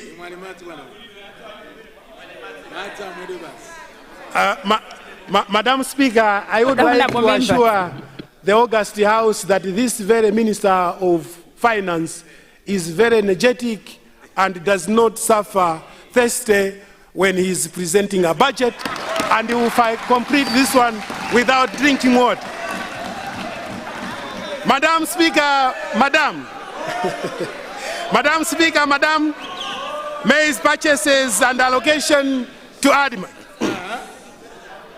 Madam Speaker, in the 24-25 fiscal budget, 12 billion has been allocated for maize purchases by the National Food Reserve Agency, for maize purchases by National Food Reserve Agency to replenish the strategic grain reserves. Madam Speaker, it should be noted by this House that ADMAC has been allocated 40 billion for operations and revamping agricultural productivity and value addition. 40 billion. Madam Speaker, Madam, the emphasis on this one is agricultural production and value addition. Yes. Affordable inputs program. Madam Speaker, an allocation of 161.28 billion has been made for the AIP. This aims to complement the other existing initiatives that strive for attainment of national food self-sufficiency. Grants and other general government units. Madam Speaker, grants to other government units are estimated at 411.66 billion. The composition of this includes, Madam Speaker, 97.65 billion transfer to MRI, 85 billion to Lords Fund, 6.2 billion for Lords Authority, 198.78 for subvented organizations, and 28 billion for tertiary education students' loans. Madam Speaker, 2024-25 key sector allocations and development projects. Agriculture, tourism and mining, the ATM strategy. Agriculture sector and irrigation development. Madam Speaker, the agriculture sector remains the economy's backbone and a pillar for economic recovery. The sector has been allocated a total of 497.75 billion, representing 8.3% of the total budget. Madam Speaker, the following are some of the key projects that the government is implementing within the agricultural sector. Agricultural commercialization project with a Part 1 allocation of 92.56 billion. Shile Valley Transformation Project with a provision of 60.6 billion. Program for Rural Irrigation Development Pride with an allocation of 26.06 billion. Transforming agriculture production and transformation and entrepreneurship trade with an allocation of 25.32 billion. Agricultural infrastructure and youth agribusiness project with a provision of 4 billion.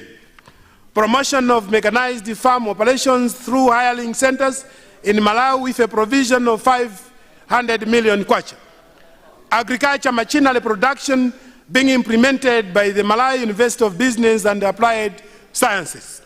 Madam Speaker, recognizing that commercialization of agricultural production is not possible in the absence of potential markets, the Malawi government negotiated with the People's Republic of China and on shelled groundnuts and soybean exports. Production of groundnuts and soybeans for export to the People's Republic of China commences this production season under the Mega Farm Initiative. Tourism sector. Madam Speaker, tourism contributes about 6.7% to GDP. However, the sector has a remarkably high potential to contribute at least 11% to GDP by 2030 through creation of employment, generating foreign exchange and income. Madam Speaker, in the 2024-25 fiscal year, the sector has been allocated 4.8 billion, which will be anchored by the 20-year National Tourism Investment Master Plan and a domestic tourism marketing strategy to boost the productivity of the sector. Madam Speaker, the following projects will be implemented in the forthcoming fiscal year. Development of an integrated resort at Cape Maclear in Mangochi and Salima, waterfront in Nkatabe, an activity center in Likoma, and an integrated cable car resort in Mulanje. Development of public beaches along the shores of Lake Malawi, and improvement of access roads to resort areas. Madam Speaker, to achieve robust results in the contribution of the tourism sector to the economy, several tourism reforms will be implemented, and these will include, number one, strengthening the legal framework to create an enabling environment for increased competitiveness of the sector. Number two, strengthening tourism institutional capacity to implement tourism and wildlife programs. Number three, enhancing revenue management through the automation of payments of the tourism levy, licensing fees, and gate entry fees. The mining sector. Madam Speaker, as ably articulated in the 2024 State of the National Address by His Excellency the President, Dr. Lazarus McCarthy Chakwera, there cannot be wealth creation from our bounty of minerals without strategically reorganizing the sector. Government has therefore, Madam Speaker, repealed and replaced the Mines and Minerals Act, devolved the organizational structure for a mining regulatory authority, established a national mining company, which is a subsidiary of the Malawi Development Corporation Holdings Limited, to catalyze private sector development, and constructed a state-of-the-art mineral laboratory complex for processing mineral samples. Madam Speaker, government will further continue to implement the following initiatives within the mining sector. Facilitate the negotiations of mining development agreements, which include Nkango Resources Layer Health and Lotus Kaelekela uranium projects. management of artisanal and small-scale mining activities, and conduct mineral processing research and analytical laboratory services. Education and skills development sector. Madam Speaker, in the 2024-25 fiscal year, the government, through the Ministry of Education, will continue to provide high-quality, relevant, and equitable education to the people of Malawi. Madam Speaker, in the 2024-25 fiscal year, the government will continue investing in the education sector through implementation of various projects, including the following. Number one, construction of 34 secondary schools of excellence with an allocation of 10 billion Malawi kwacha. Number two, Madam Speaker, I want to get the attention of the Lower Shile that has suffered for quite a long. Yes. Madam Speaker, the government of Dr. Lazarus McCarthy Chakwera, starting from this year, is going to construct Gwanda Chakuamba Center of Education Excellence with an allocation of 500 million kwacha.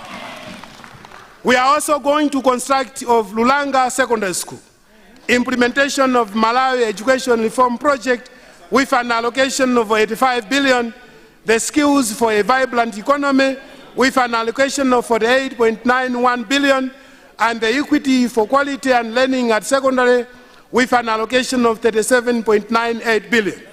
Upgrading and expansion of various infrastructures in public universities under the Skills for Vibrant Economy project. Water and sanitation. Yes. Madam Speaker, water and sanitation is one of the key priority areas in the government line with MIP1 enabler number 5 of human capital development. The following are some of the projects to be implemented. Order, honorable members. You'll be given a chance to ask the minister. Madam Speaker, I want also to make mention in this August House that the government of Dr. Lazarus McCarthy Chakwera, starting from this fiscal year, and in March to be specific, we are starting Salima Lilongwe Water Project, and this will be done. Madam Speaker, we are doing the groundwater extension for Lulo Piped Water Development Program, the water supply improvement of Liwonde and Balaka towns through extensions and upgrading of the systems by Southern Region Water Board, increasing water treatment capacity to 5,000 cubic meters per day through construction of treatment works, increasing access to sanitation services through network expansion, and increasing connection by 11,677 customers, the Lilongwe Water Board. Construction of an independent power plant phase 1 and development of new water source in Shile River, which will be financed by the Exim Bank of India under the Blantyre Water Board. Construction of Kolongo Multipurpose Dam for the Imponela and Madis Water Supply Scheme project under the Central Region Water Board. Upgrading and replacement of piped works in various schemes such as Kalonga and Katabe to improve the water supply. Environment and climate change management. Madam Speaker, I wish to reiterate that government will continue to put environment and climate change management at the center stage of its policies. In this regard, Madam Speaker, 20.55 billion has been allocated to this sector, and these resources will cater for initiatives that aim at protecting the environment as well as preventing the imports of climate change and natural resource degradation. Madam Speaker, government is also undertaking the following initiatives: facilitating the finalization of documents for the carbon trading development projects, operationalization of Article 6 carbon trading regulatory framework, including establishment of the National Carbon Registry and an office which will facilitate investment in carbon market, operationalization of the Carbon Trust Fund, and implementing interventions aimed at biodiversity conservation across the country. Health and population sector. Madam Speaker, in the 2024-25 financial year, the health and population sector has been allocated 729.47 billion, representing 12.2% of the total national budget. The following are some of the key projects which will be implemented. Number 1, completion of the CASA Center. Number 2, construction of Doha and Lump district hospitals. Feasibility study for the construction of Chikwawa Hospital. Malawi emergency project to protect essential health services. The Malawi COVID-19 emergency response and health systems strengthening projects, among others. Transport and ICT infrastructure sector. Madam Speaker, considering that transport is key to the country's development, in the 2024-25 fiscal year, government has allocated resources amounting to 439.64 billion towards the transport and ICT infrastructure sector, representing 7.4% of the national budget. Madam Speaker, I am pleased to inform the August House, Madam Speaker, that government, among the many roads projects, will be constructing the following roads in 2024-2025 fiscal year. Madam Speaker, I also want to draw the attention of the people of the Lower Shire. Madam Speaker, starting from this year, the government of Dr. Lazarus McCarthy Chakwera will be constructing the Tabwa Masenjere Muona Road, which will be called the Gwanda Chakwamba Highway. Madam Speaker,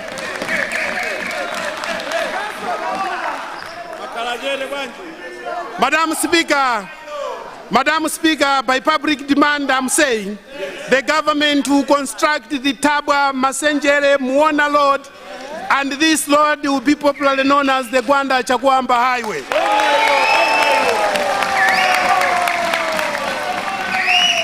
Madam Speaker, we will also construct the Nkanda Kapili Road, Nsanama Nayuchi Road, Nsanje Malaga Road, Ncheu Tsangano Neno Mwaza Road, Nsundwe Chileka Majika Kasia Road, Chikwawa Chabananga Mwanza Road, popularly known as Sidiki Mia Road.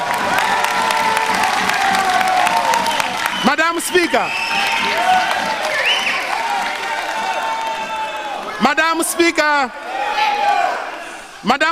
the list continues. Madam Speaker, the list continues. We are also going to construct the Wonde Matawale Road, Kaunda Jendawaka Road. We are also going to construct the Ngoma Mayani Road.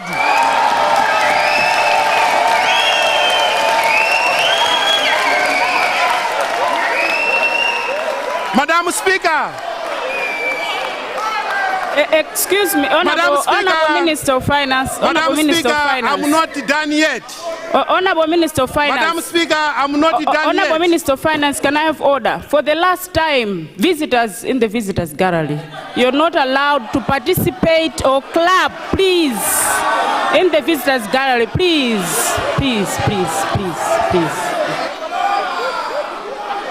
Madam Speaker. Proceed, Honorable Minister. Endo atu amene muli mwabwera alendo mwabwera sifololedwa kuomba nawo manja olo kugwira nawo pa zimene zikuchitika mnyumba ino, tipemphe nawo chonde.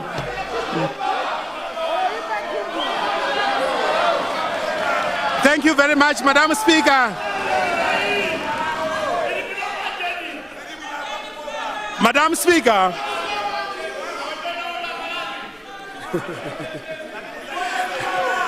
Madam Speaker. Madam Speaker, I'm not done yet. I know quite a number of laws that will appear in the budget framework, but I still have a list here. Madam Speaker, let me repeat that we are saying we are going to do Msundwe, Chileka, Majika, Kasia Road.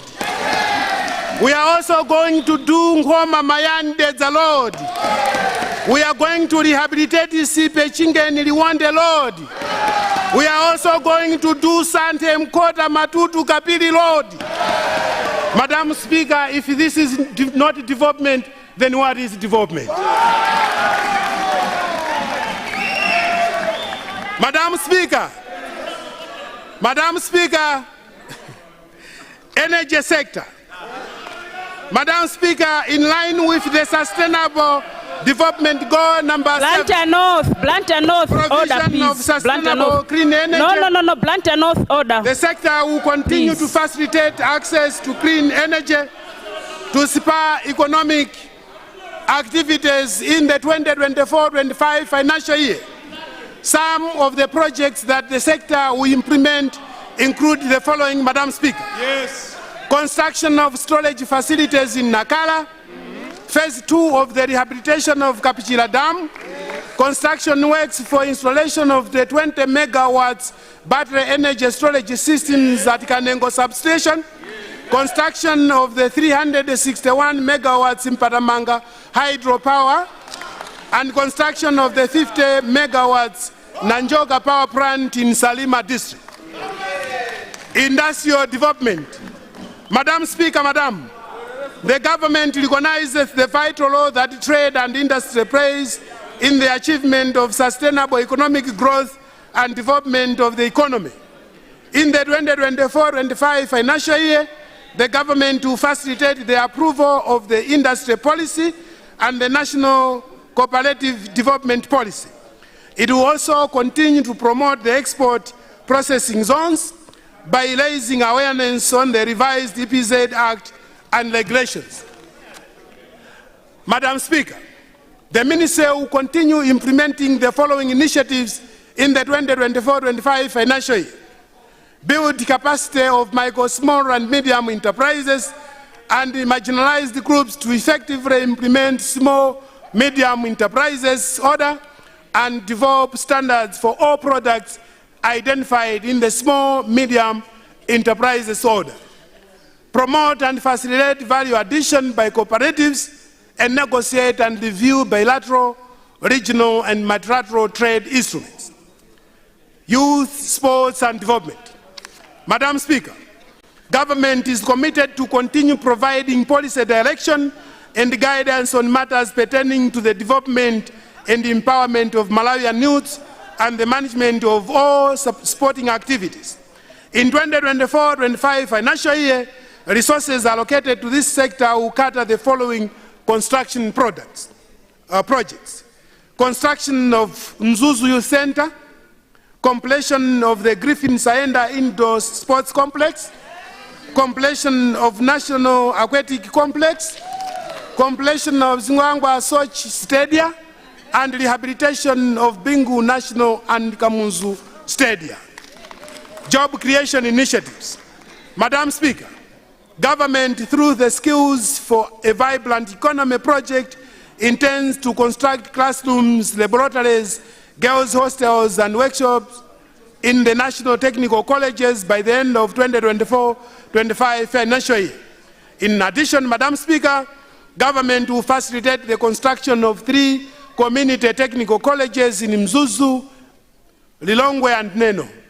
Madam Speaker, the Ministry of Labour through European Union funded Zanchito project plans to commence the construction centers of vocational excellence of renewable energy at Mzuzu Technical College, water transportation at Salima Technical College, agriculture engineering at Lilongwe Technical College, and tourism at Malawi Institute of Tourism in Blantyre.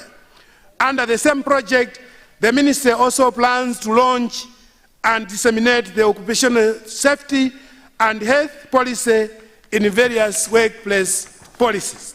Madam Speaker, I am also pleased to announce that the government will continue to implement the graduate internship program in the 2024-25 financial year, and it is projected that government will engage 3,500 interns. Homeland Security, Madam Speaker. Madam Speaker, government through Ministry of Homeland Security will strive to maintain law and order to ensure secure nation. As such, it will implement the following projects: construction of new Blantyre police station, construction of Chiteze maximum security prison, construction of new premises of C division of the Malawi Police Service, construction of 160 Malawi police houses in Area 30, construction of regional police headquarters, construction of printing and distribution of national IDs by September 2024, integration of the passport issuing system with other systems including Interpol and e-permit, and establishing of a new refugee facility in Chitipa. Lands housing sector. Madam Speaker, government through Ministry of Lands is mandated to provide land administration and housing services to the general public to ensure that physical development takes place in an orderly and sustainable manner, to facilitate and manage urbanization and spur development across the three pillars of the Malawi 2063. Madam Speaker, in the 2024-25 budget, government has allocated 30.91 billion towards lands and housing sector. The allocation will, among others, support implementation of the Secondary Cities Initiative. As part of the initiative, government has identified 8 areas in the following district councils: Kalonga, Nkatabe, Kasungu, Chipoka in Salima, Mankibe in Mangochi, Lucheza in Cholo, and Bagula in Nsanje, to be developed into secondary cities. Madam Speaker, through Ministry of Lands, government will continue with the construction of 10,000 houses for all security institutions. In addition, government plans to build 30 houses for people with albinism and will continue with the public land infrastructure development in cities and rolling out of the National Land Reform Program. Gender, community development and social welfare. Madam Speaker, the government will continue to deliver on its mandate of enhancing the socio-economic empowerment and protection of women, men, boys and girls, and persons with disabilities using community and welfare approaches. In the 2024-25 financial year, the ministry will implement the following interventions: complete retargeting process under the social cash transfer program in the remaining 10 districts, facilitate the migration of payment of transfer from cash to e-payment, and strengthen the capacity of district councils under the social cash transfer, construction of early childhood centers, construction of library, lecture and lecture theatre at Magomero College, and continue disbursing resources to individuals with disabilities through the Disability Trust Fund. Madam Speaker, at this hour, I am at local councils. Madam Speaker, let me repeat, at this hour, I am at the local councils. Madam Speaker, the government will continue with the implementation of development projects in the local authorities, and the following key resource allocation highlights will be done in the local councils. Madam Speaker, we have a very loving president in the name of Dr. Lazarus McCarthy Chakwera, who understands the important role that constituency development funds plays in the development of this country. It is that government, Madam Speaker, that raised the CDF from where it was to 100 million. Madam Speaker, this afternoon, I would like to inform the August House that it has pleased this government to increase the constituency development funds from 100 million to 200 million.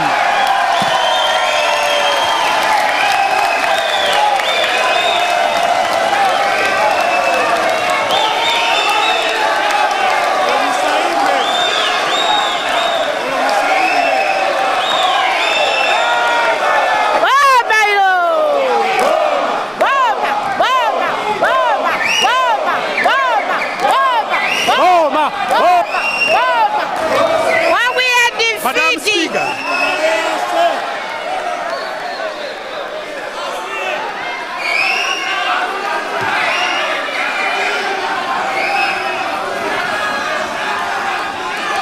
Order, honorable members, order please.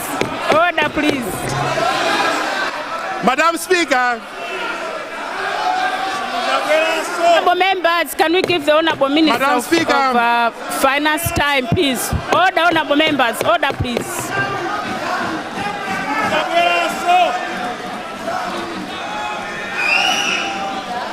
Madam Speaker, let me continue.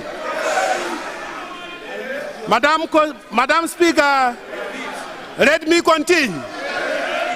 But Madam Speaker, before I continue, let me repeat that the CDF, the CDF, when it has pleased this government, the CDF has been raised from 100 to 200.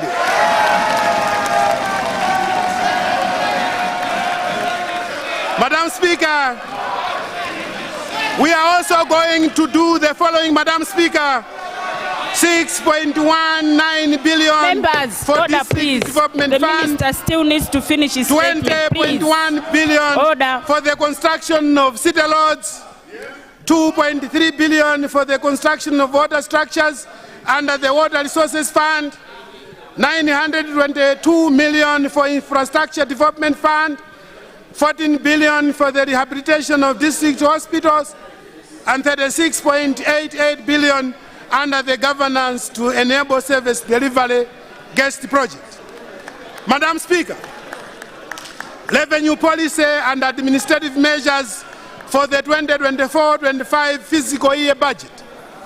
Madam Speaker, the revenue policy and administrative measures that I am about to announce today have been crafted with the utmost dedication of fulfilling our government's commitment to boost domestic resource mobilization please, that will yield adequate resources for closing the financial gap. Madam Speaker, our focus will be on broadening the tax base, enhancing tax compliance, fostering domestic and foreign investment, improving the administrative functions of revenue collection bodies such as the Malawi Revenue Authority, and rectifying discrepancies in tax laws.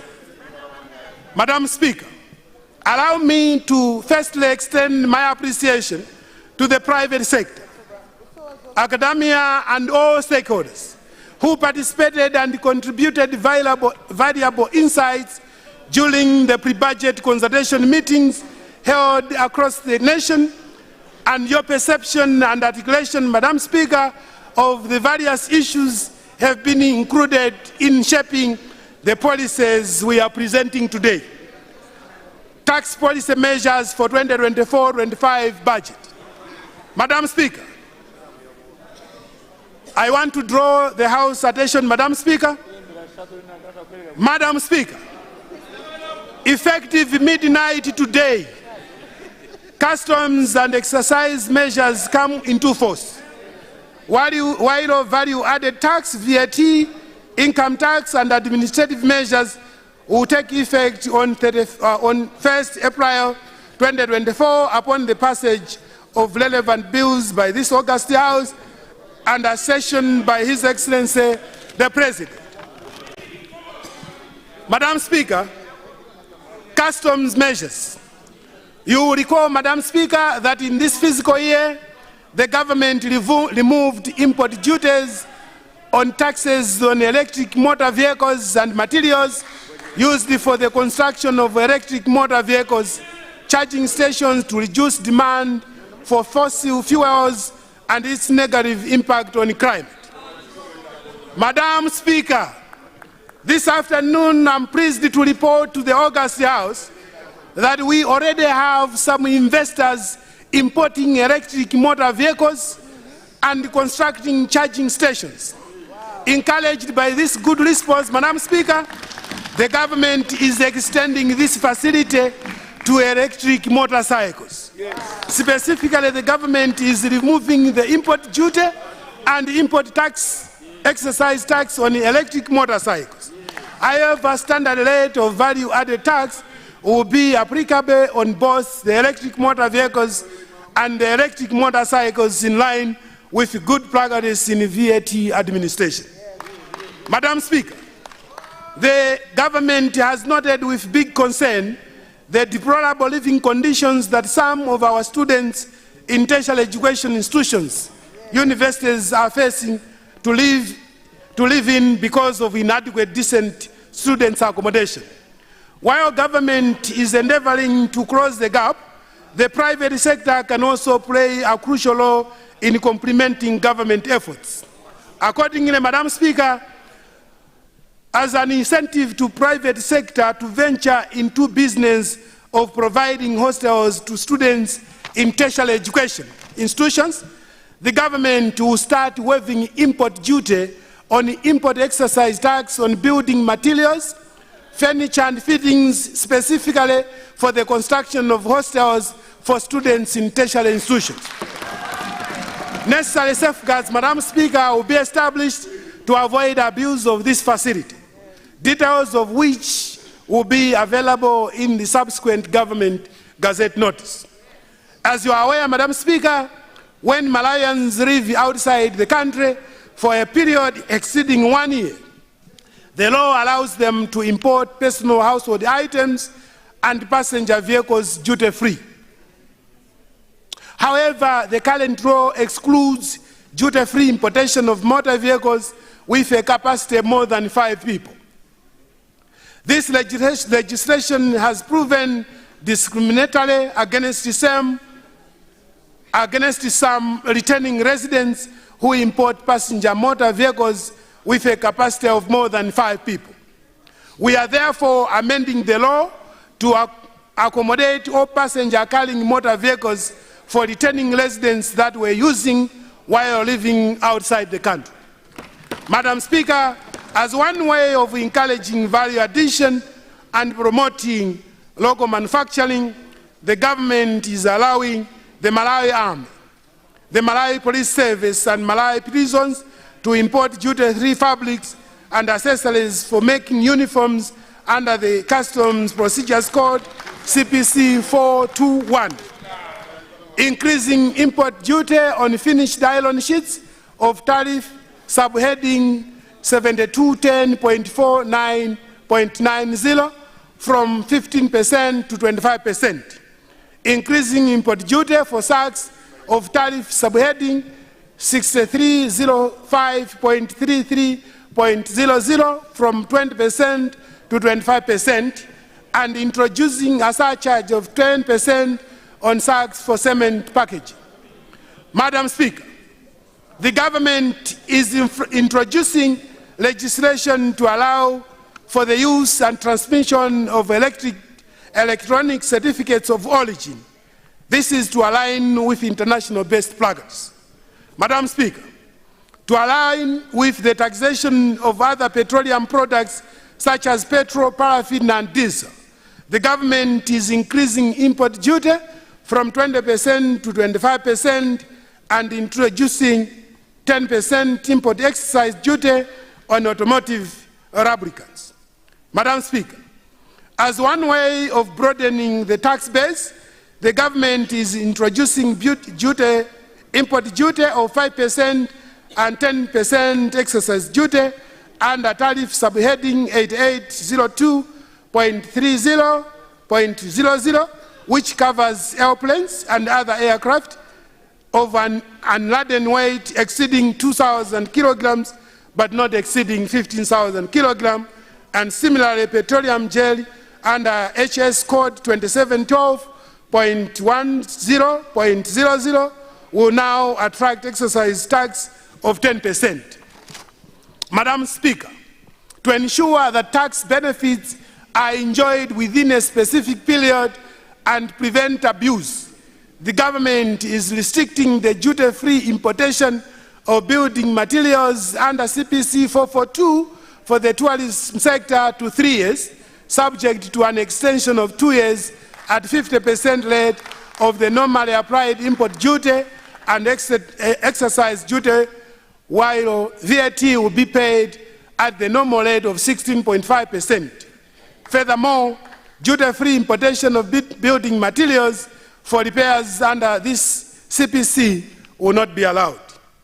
We have noted, Madam Speaker, abuse of duty-free institutional motor vehicles or other motor vehicles that are created at concessional rates by some individuals who are not beneficiaries.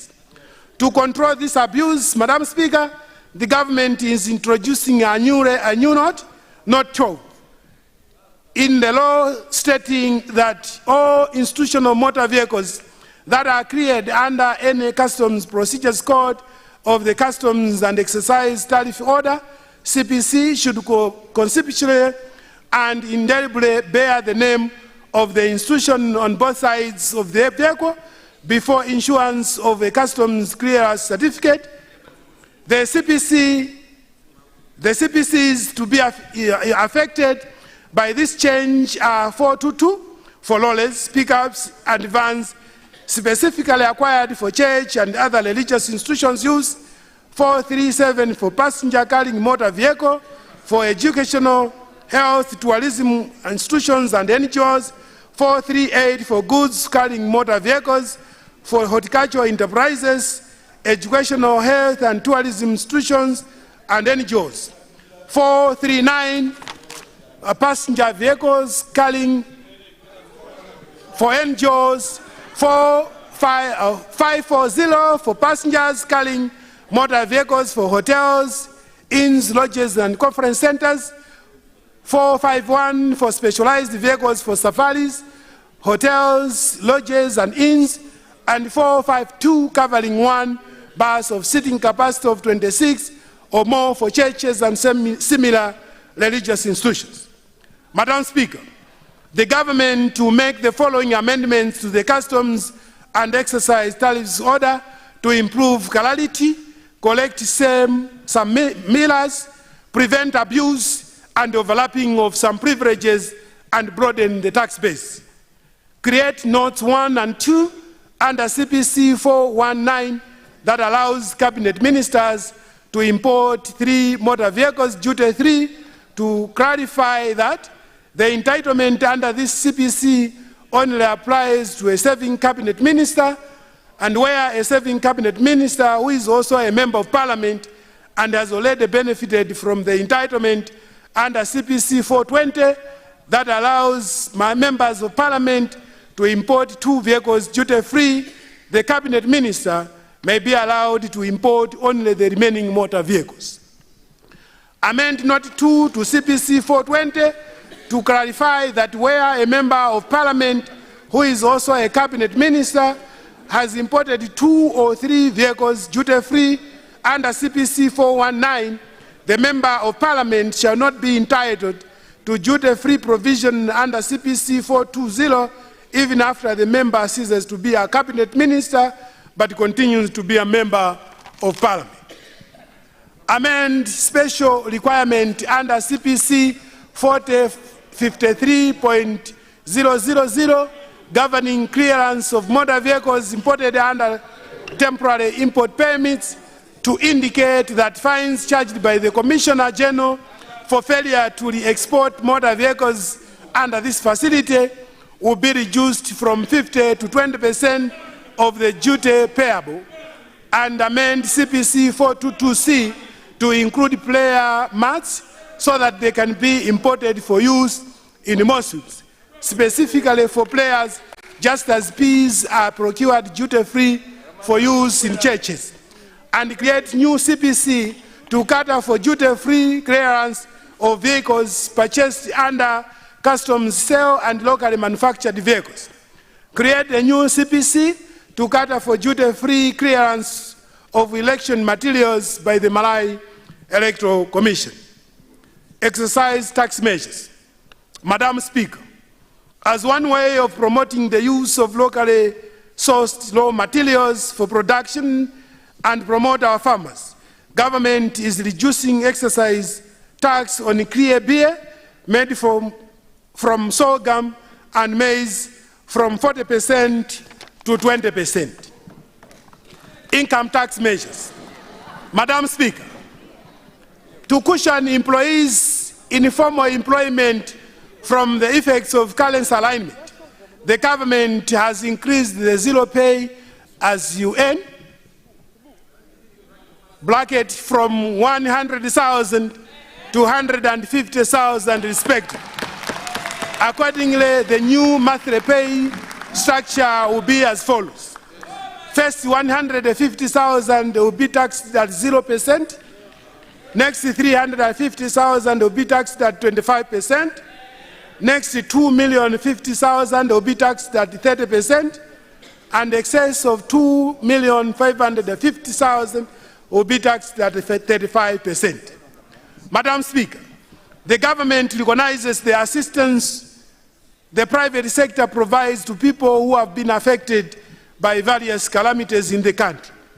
As one way of appreciating this noble gesture and encouraging wide participation in providing the basic needs in times of disasters, the government will allow 100% deductions for monetary donations to calamities made through Department of Disaster Management.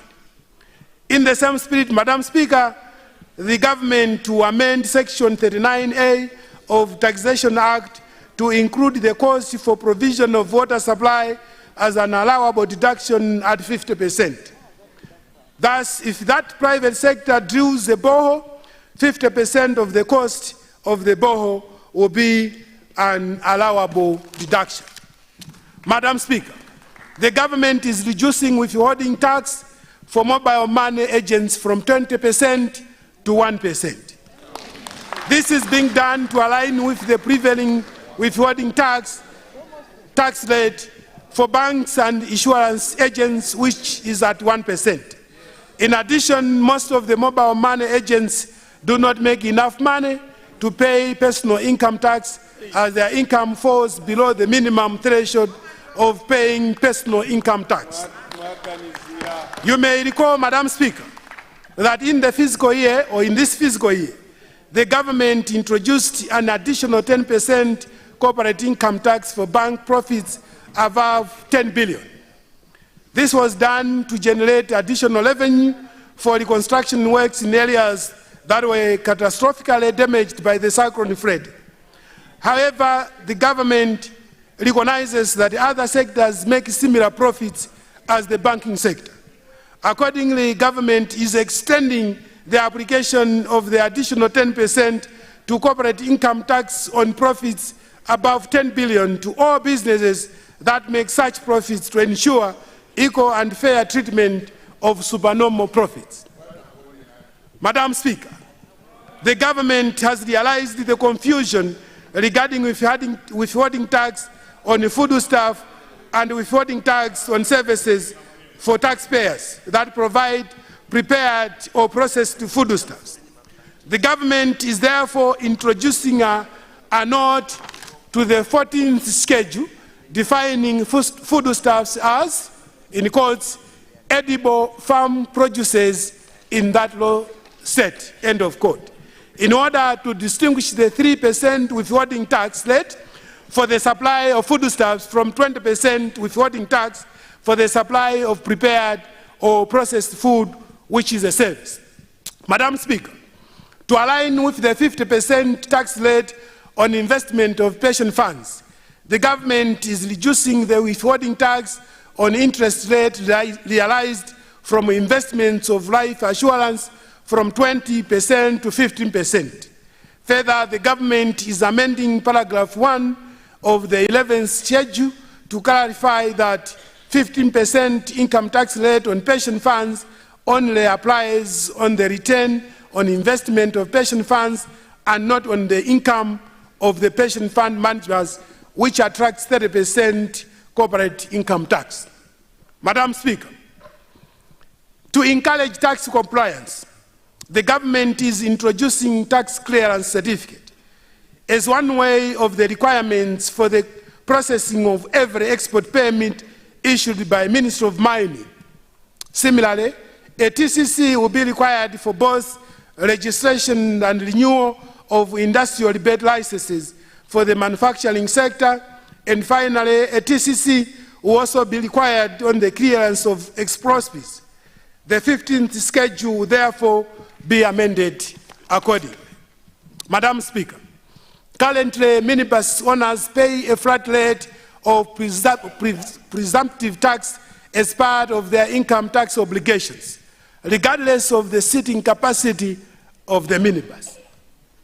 For instance, minibuses with a seating capacity of 14 or 16 seats pay the same amount of income tax. The seating capacity of any commercial motor vehicle is more logical variable of calculating income and therefore the amount of tax obligation.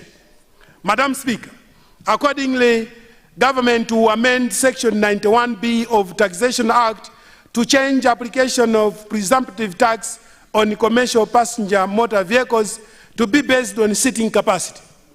Consequently, commercial passengers motor vehicles under presumptive tax regime will be required to pay a tax of 5,000 per seat per year. I must emphasize that this is not an increase of the income tax for minibuses, but rather an improvement on its application to encourage fairness. I am encouraging the Malawi Revenue Authority and the Department of Road Traffic and Safety Services to collaborate on enhancing tax compliance in this sector. Finally, Madam Speaker, under the income tax amendments, the government will amend the fringe benefits tax schedule to clarify that 50% of the value of data and airtime is taxable value as a fringe benefit. Value-added tax measures. Madam Speaker, we have noted some taxpayers are only issuing VAT physical receipts when they sell taxable supplies, and no VAT receipts are issued when they sell VAT-exempt products. However, this practice opens up opportunities for abuse. To mitigate against tax avoidance, the government is introducing a requirement to issue tax invoices by VAT-registered taxpayers even when they sell exempt supplies by amending Section 25, subsection 1 of the VAT Act. Madam Speaker, honorable members in this House will agree with me that taxpayers have been complaining on the costs associated with the use of electronic physical devices, EFDs. In order to reduce compliance costs and ease administration of VAT, I am pleased to announce this afternoon, Madam Speaker, that the electronic physical devices will be phased out to allow for the introduction of a new electronic billing system for the effective implementation of VAT Act. Madam Speaker, importers of services were not required to register as VAT taxpayers, although they were required to remit the VAT they collect. However, for better reconciliation of VAT revenue, the government is introducing the requirement for VAT registration of importance of services. All necessary requirements for VAT registration will be required or will be followed before registration is effective. Non-tax revenue. Madam Speaker, our commitment to the digitalization agenda of the business processes and the payment systems remains the government's priority in order to improve on revenue collection across government entities. As I conclude on the tax and non-tax measures, Madam Speaker, I want to emphasize that these measures reflect on unwavering dedication to fiscal prudence, equitable taxation, and sustainable economic growth. I urge this House, therefore, to consider and support these policies, which are vital to our nation's recovery and prosperity. In conclusion, Madam Speaker, in closing, I would like to assure my fellow Malawians that Malawi's economy is getting back on track, recovering from economic and climate-related shocks. that the country experienced previously. However, the country's physical position remains challenged by the expenditure pressures that far outpace our revenues, and nonetheless, the 2024-25 budget aims at accelerating economic recovery by boosting production. Madam Speaker, let me take this opportunity to thank our development partners for the enormous support rendered to foster the country's development agenda, including management of shocks. I therefore look forward to their continued support as we implement the 2024-2025 budget. Madam Speaker, following the recovery efforts that the government has been implementing, I would like to report to this August House that recovery is indeed happening. To check and appreciate the progress being made, allow me, Madam Speaker, to share with you the 6 signals of economic hope and optimism that are demonstrating that indeed economic recovery is happening. Madam Speaker, number 1, we have dealt with the fuel shortage, and the fuel shortage in this country is a story of the past. And if people want to test, I call upon honorable members of this August House, drive your car to any nearby filling station. You're gonna fuel without long queues, and nobody gonna tell you the stock is gonna last, because we have dealt with that thing. That is the first signal of economic optimism and hope. Madam Speaker, number 2 signal, our forex availability has greatly improved to the extent that now we have import cover of 2.7 months. Number 3, Madam Speaker, food prices have started to stabilize and are expected to reduce even further. Madam Speaker, number 4, we qualified for extended credit facility because IMF has confidence and trust in our economic reform programs. Number 5, Madam Speaker, as we speak now, Malawi government has gone into a labor export agreement with government of Israel, and we have already started experiencing remittances, and that in the next 2 weeks, Malawi government will sign government-to-government agreement to make sure that we send more people to Israel.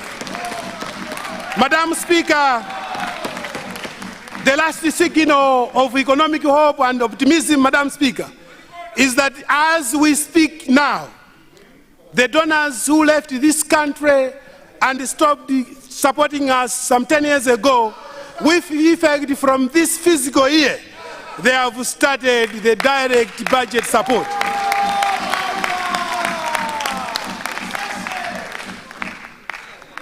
Madam Speaker, these are significant macroeconomic indicators that our economy is indeed recovering. I wish to urge, Madam Speaker, therefore, my honorable members, to constructively deliberate on this budget. Madam Speaker, time has come that all Malawians should work together to ensure the attainment of our development aspirations. And usually, Madam Speaker, this Minister of Finance believes in a God of possibilities. The God that we believe of possibilities will actually bless this country, and we are going to recover, and Malawi's economy will recover much sooner than anticipated to the shocks of doubting Thomases. Madam Speaker, in the spirit of one Malawi, one nation, one people and one nation, yes, I beg to move, Madam Speaker.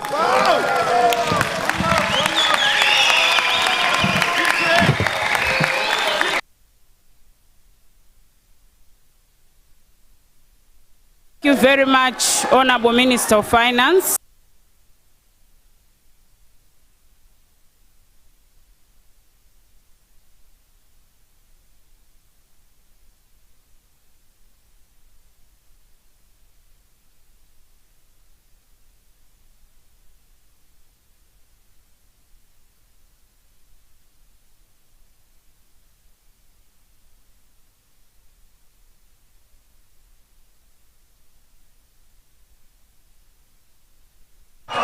Point of order. Point of Oh, order. my Lord.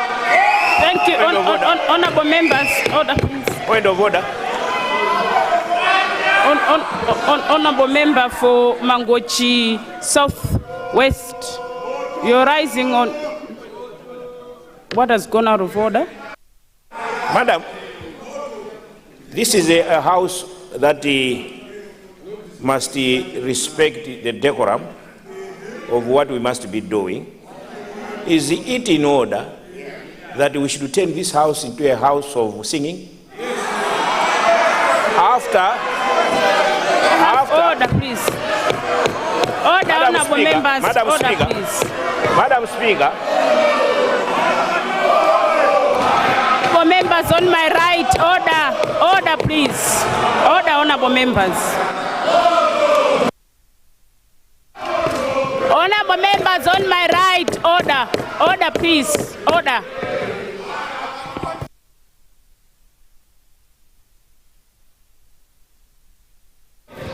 Madam Speaker.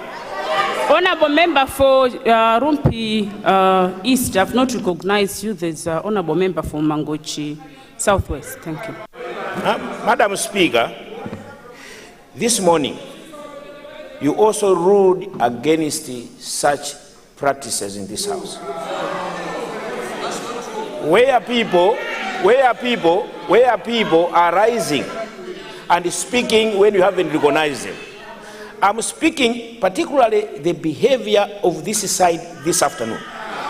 Should we be standing and start singing in this house? Is this in order? Please advise this side of what standing orders our honorable fellows are following.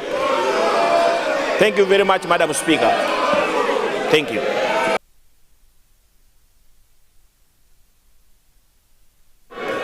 Can I have order, honorable members? Can I have order, please? Honorable member, in terms of us just normal cheering, it is a normal process. You are allowed to cheer, just like, can I have order, honorable members? Can I have order? Cheering, there's nothing wrong. And we've done that even when our own chairpersons have given a report, we can cheer them. So cheering is allowed.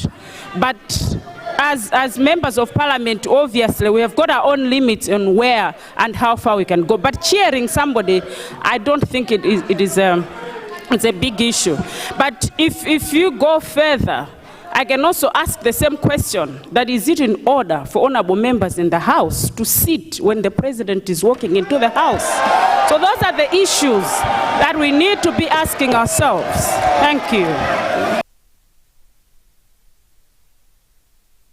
Honorable members, I'll not entertain any more points of orders. I'll not entertain. Can I have order, honorable members? Order, please. Order, honorable members. I'm not entertaining any more points of orders, please, on this matter. Thank you. Madam Speaker, but I stood on a point of order before a decision. Sorry, if it's on the same matter, I have made a ruling. No, I'm not. No, it's a different one. If it's a different matter, then I'll allow you. But if it's on the same matter, no. Thank you, Madam Speaker. Then lead, I'll give you a chance.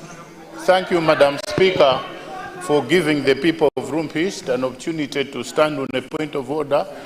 As I recommend the budget, as I see that the budget is good for the nation, but they have forgotten northern region strategic areas like M1 Road that goes up to Karonga. I'm just appealing to them to consider about it. Chiweta Road is in dire need of repair. Muzuzu, Nkatabe, Muzuzu, Ushisha Road needs to... Honorable member for Rumpi East. Yes, honorable member for Rumpi East. I'm just appealing to them. Yes, you are raising very important issues, which yes. I think you'll be definitely given a chance when discussing the budget for you to raise those very, very important issues that you're raising. So you will be given a chance, honorable, because we are not discussing the budget at this moment in time. Much obliged. But you will be given a chance. Much obliged. Thank you. You were rising? Yeah, Madam, I was rising to say that the matter that you ruled it was not only this side which was singing. When CDF was mentioned, some even stood up. They started clapping. So is it in order that only CDF should be clapped from both sides? And secondly, Madam, just to say that the budget documents which we are going to announce will show roads from Kalonga to Nsanji. And this president has not forgotten any side of the country. Thank you so much. Thank you very much, Leader of the House. Honorable members, before I adjourn the House, I have a few announcements to make. Firstly, is the distribution of the budget documents. I wish to inform the House that the budget documents will be distributed as follows. All honorable members of Parliament will immediately receive soft copies of the budget statements and other budget documents through their emails, and I've been told that the Ministry of Finance is preparing hard copies for our cluster committees. Probably from Monday we'll also get hard copies because they're quite bulky documents. Ministers and deputy ministers will receive their documents from Cabinet Office. Members of the diplomatic community will receive their copies through the Ministry of Foreign Affairs and International Cooperation. Secondly, now that the budget estimates for the 2024-2025 have been presented by the Honorable Minister of Finance and Economic Affairs, the House will break into cluster committees for a period of 10 working days to scrutinize the budget estimates in committees in accordance with Standing Order 1372. This will be done from Monday, 26 February to Friday, 8th March 2024. The cluster meetings will be held at two venues, namely here at Parliament Building and at Golden Peacock Hotel. Chairpersons of cluster committees should liaise with the committee clerks to ensure that stakeholders submit their presentations electronically and timely. There are 10 cluster committees as follows. Cluster 1, Agriculture and Irrigation and Natural Resources and Climate Change, which will meet at Golden Peacock. Cluster 2, Health, which will meet at Golden Peacock. Cluster 3, Social and Community Affairs and Local Authorities and Rural Development, which will meet at Parliament Building. Cluster 4, International Relations and Defense and Security, which will meet at Golden Peacock. Cluster 5, Education, Science and Technology, which will meet at Golden Peacock. Cluster 6, Transport and Public Infrastructure, which will meet at Parliament Building in room 255. Cluster 7, Public Accounts and Budget, which will meet at Parliament Building in room 251. Cluster 8, Legal Affairs and Government Assurance, which will meet at Parliament Building Members Lounge. Cluster 9, Commissions, Statutory Authorities and State Enterprise and Public Appointments, which will meet at Parliament Building room 257. And Cluster 10, Industry, Trade and Tourism and Media and Communication, which will meet at Golden Peacock. Furthermore, I wish to inform you, honorable members, that as it has been usually the case in the past, each member is allocated to one cluster.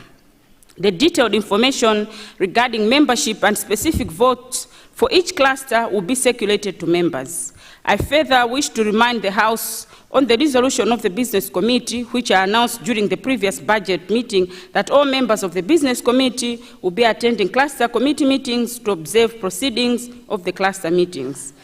Members may also wish to note that all proceedings will be beamed live on Parliament TV. I therefore request all members to dedicatedly attend cluster committee meetings. Honorable members, I have often reminded you that this House is a house of honor and dignity. As such, even our behavior and the way we relate to each other and other stakeholders who appear before us must be civil. As I pointed out this morning, there is a growing tendency in this House where some honorable members have made it a habit to be uttering unparliamentary and unpalatable words, and in the process provoking other fellow members, which untimely brings chaos and lack of decorum to the House. This is unacceptable. I therefore wish to appeal to you, honorable members, to desist from that kind of behavior, as my office will not tolerate it. Once identified, I will not hesitate to invoke Standing Order 105 on any member indulging in such behavior. In view of this, I wish to inform honorable members that on Wednesday, 21st February, I received a written complaint from the honorable member of Palombe Northeast, who alleged that honorable member for Salima Southeast uttered derogatory remarks against some members of the opposition. I checked and recourse to audio records, which has proved the allegation. In the meantime, I would like to inform you, honorable members, that honorable member for Salima Southeast has apologized, and although the apology is required to comply with Standing Order 105, Part 3, I do appreciate the appreciation of regret by the honorable member. I now hereby invoke Standing Order 105 on the honorable member for Salima Southeast and order him to return to the House on Wednesday, 13th March. However, notwithstanding Standing Order 105C, I will allow the honorable member into the premises of Parliament for the purposes of attending cluster committee meetings. Honorable members, I thank you for your attention. I now adjourn the House until Monday, 11th March 2024. Well, honorable member, leader, what has gone on? I wanted you, madam, to, as you conclude your ruling, to finally say that it's a one-day, because 13 March, people might think it's a 2 weeks punishment. So it must be specified that it's a one-day punishment. Thank you. Yes, honorable. It's not a 2 weeks punishment, but it's because during the cluster committee meetings, we are not sitting. So we are suspending him on the sitting days of Parliament.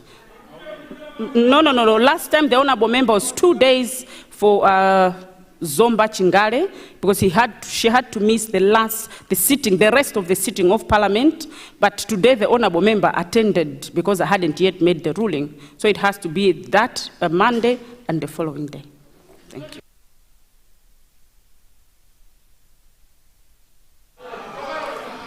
Honorable member for member for Salima Southeast, you can leave the chamber.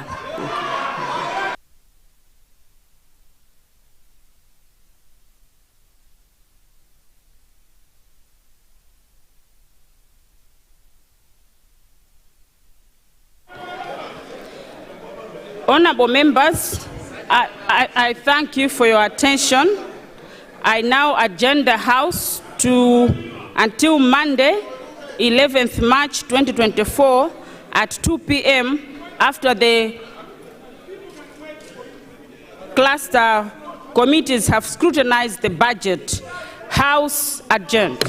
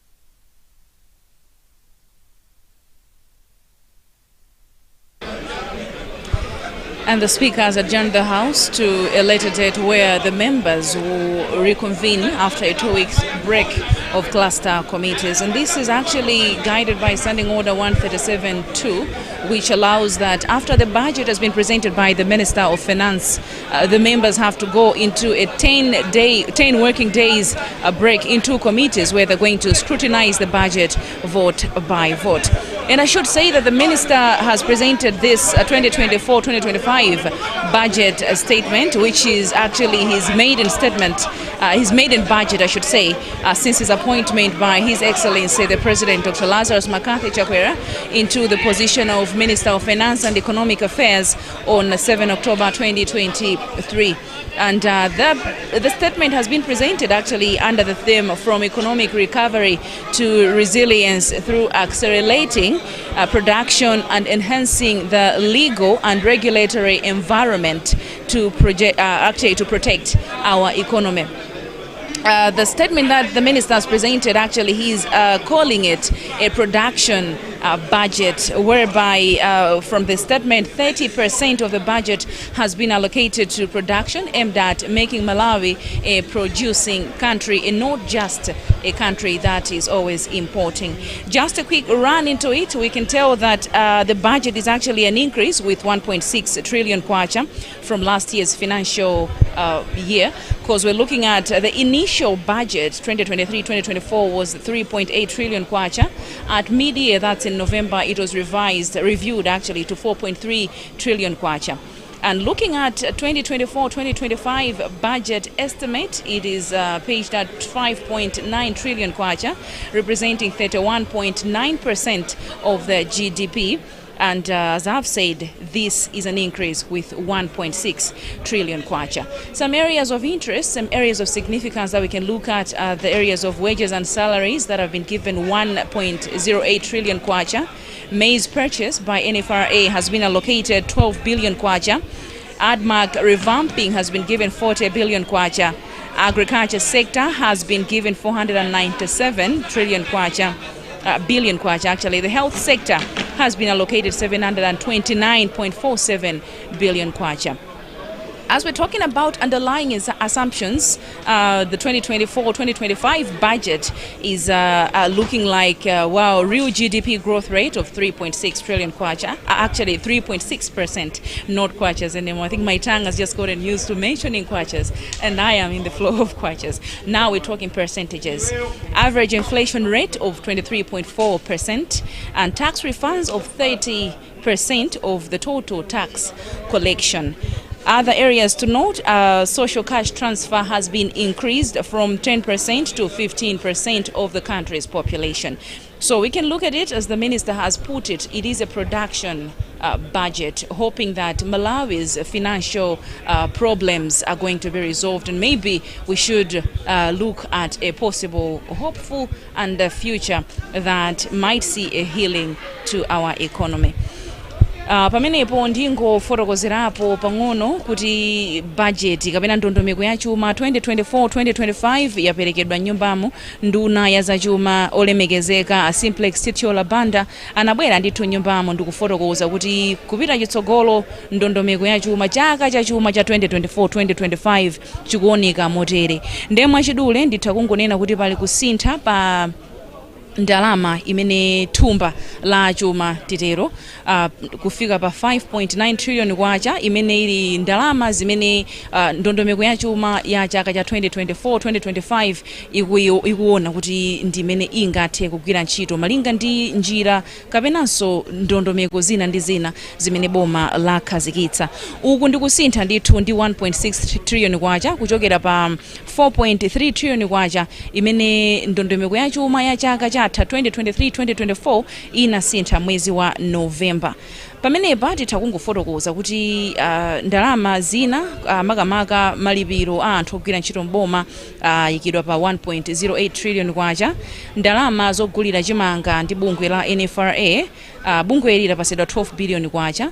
Bungwe la ADMAC lapatsidwa 40 billion kwacha kuti lithe kukonzanso kagwiridwe kawo kantchito komanso ndondomeko zina ndi zina zamene iwo amagwirira ntchito. Makamaka gawo la zaulimi limene lapatsidwa ndalama zokwana 497.75 billion kwacha. Gawo la oloona za umoyo lapatsidwa 729.47 billion kwacha, pamene ku ntchito za maulendo komanso luso la makono gawo limene lapatsidwa 439.64 billion kwacha. Ndiye nditha kungofotokozapo kuti mwina zina zimene zaonekapo kusintha ziwiri zitatu ndi zimenezo, koma ndithu taonanso kuti ntchito za mtukula pa khomo nazonso kusintha kulipo, pamene mbuyomu ndondomeko ya chaka cha chuma yatha inali pa 10% ya chiwerengero cha anthu ndamene ali oti azilandira ndalama zimene zamtukula pa khomo, koma ndondomeko ya chuma ya chaka chino 2024-2025 ikusonyeza kuti chiwerengerochi chakwera kufika pa 15% gawo la chiwerengero cha anthu mdziko muno. Ndiye nditha kungotsimikiza kuti mmene zakhaliramu ndiye kuti nsabata ziwiri kapena masiku 10 amene akudzawo kuchoka lolemba likudzali phungu akhala akupita mbindikiro kapena tinene kuti pachingenezi ma clusters amene amakhala makomiti osiyanasiyana kuwayikanso magulu osiyanasiyana malinga ndi ntchito zimene amagwira kuti akathe kuwunika ndondomeko ya chumachi gawo ndi gawo. Podzafika nthawi imene adzathenso kubwera mnyumbayi ndi kudzapereka malipoti nkugwirizana kuti ndondomeko ya chuma ndalama zimene zayikidwa zikhaledi zomwezi. Apanso ndi pamene tiyimire kukupatsirani tsatanetsatane wazo chitika kuno ku Nyumba ya Malamulo tsiku la lero lachisanu pa 23 February 2024, pamene timakupatsirani kubwera kwa nduna ona za chuma nyumbayi kudzafotokoza za ndondomeko ya chaka cha chuma 2024-2025. Malo mwanzanga onse kuno ku Parliament Television ndingoti zikomo kwambiri posankha kukhala nafe tsiku la lero kuti mutsatire zonse mmene zinakhalira. Ndine Linda Masinga, mwakoma nonse.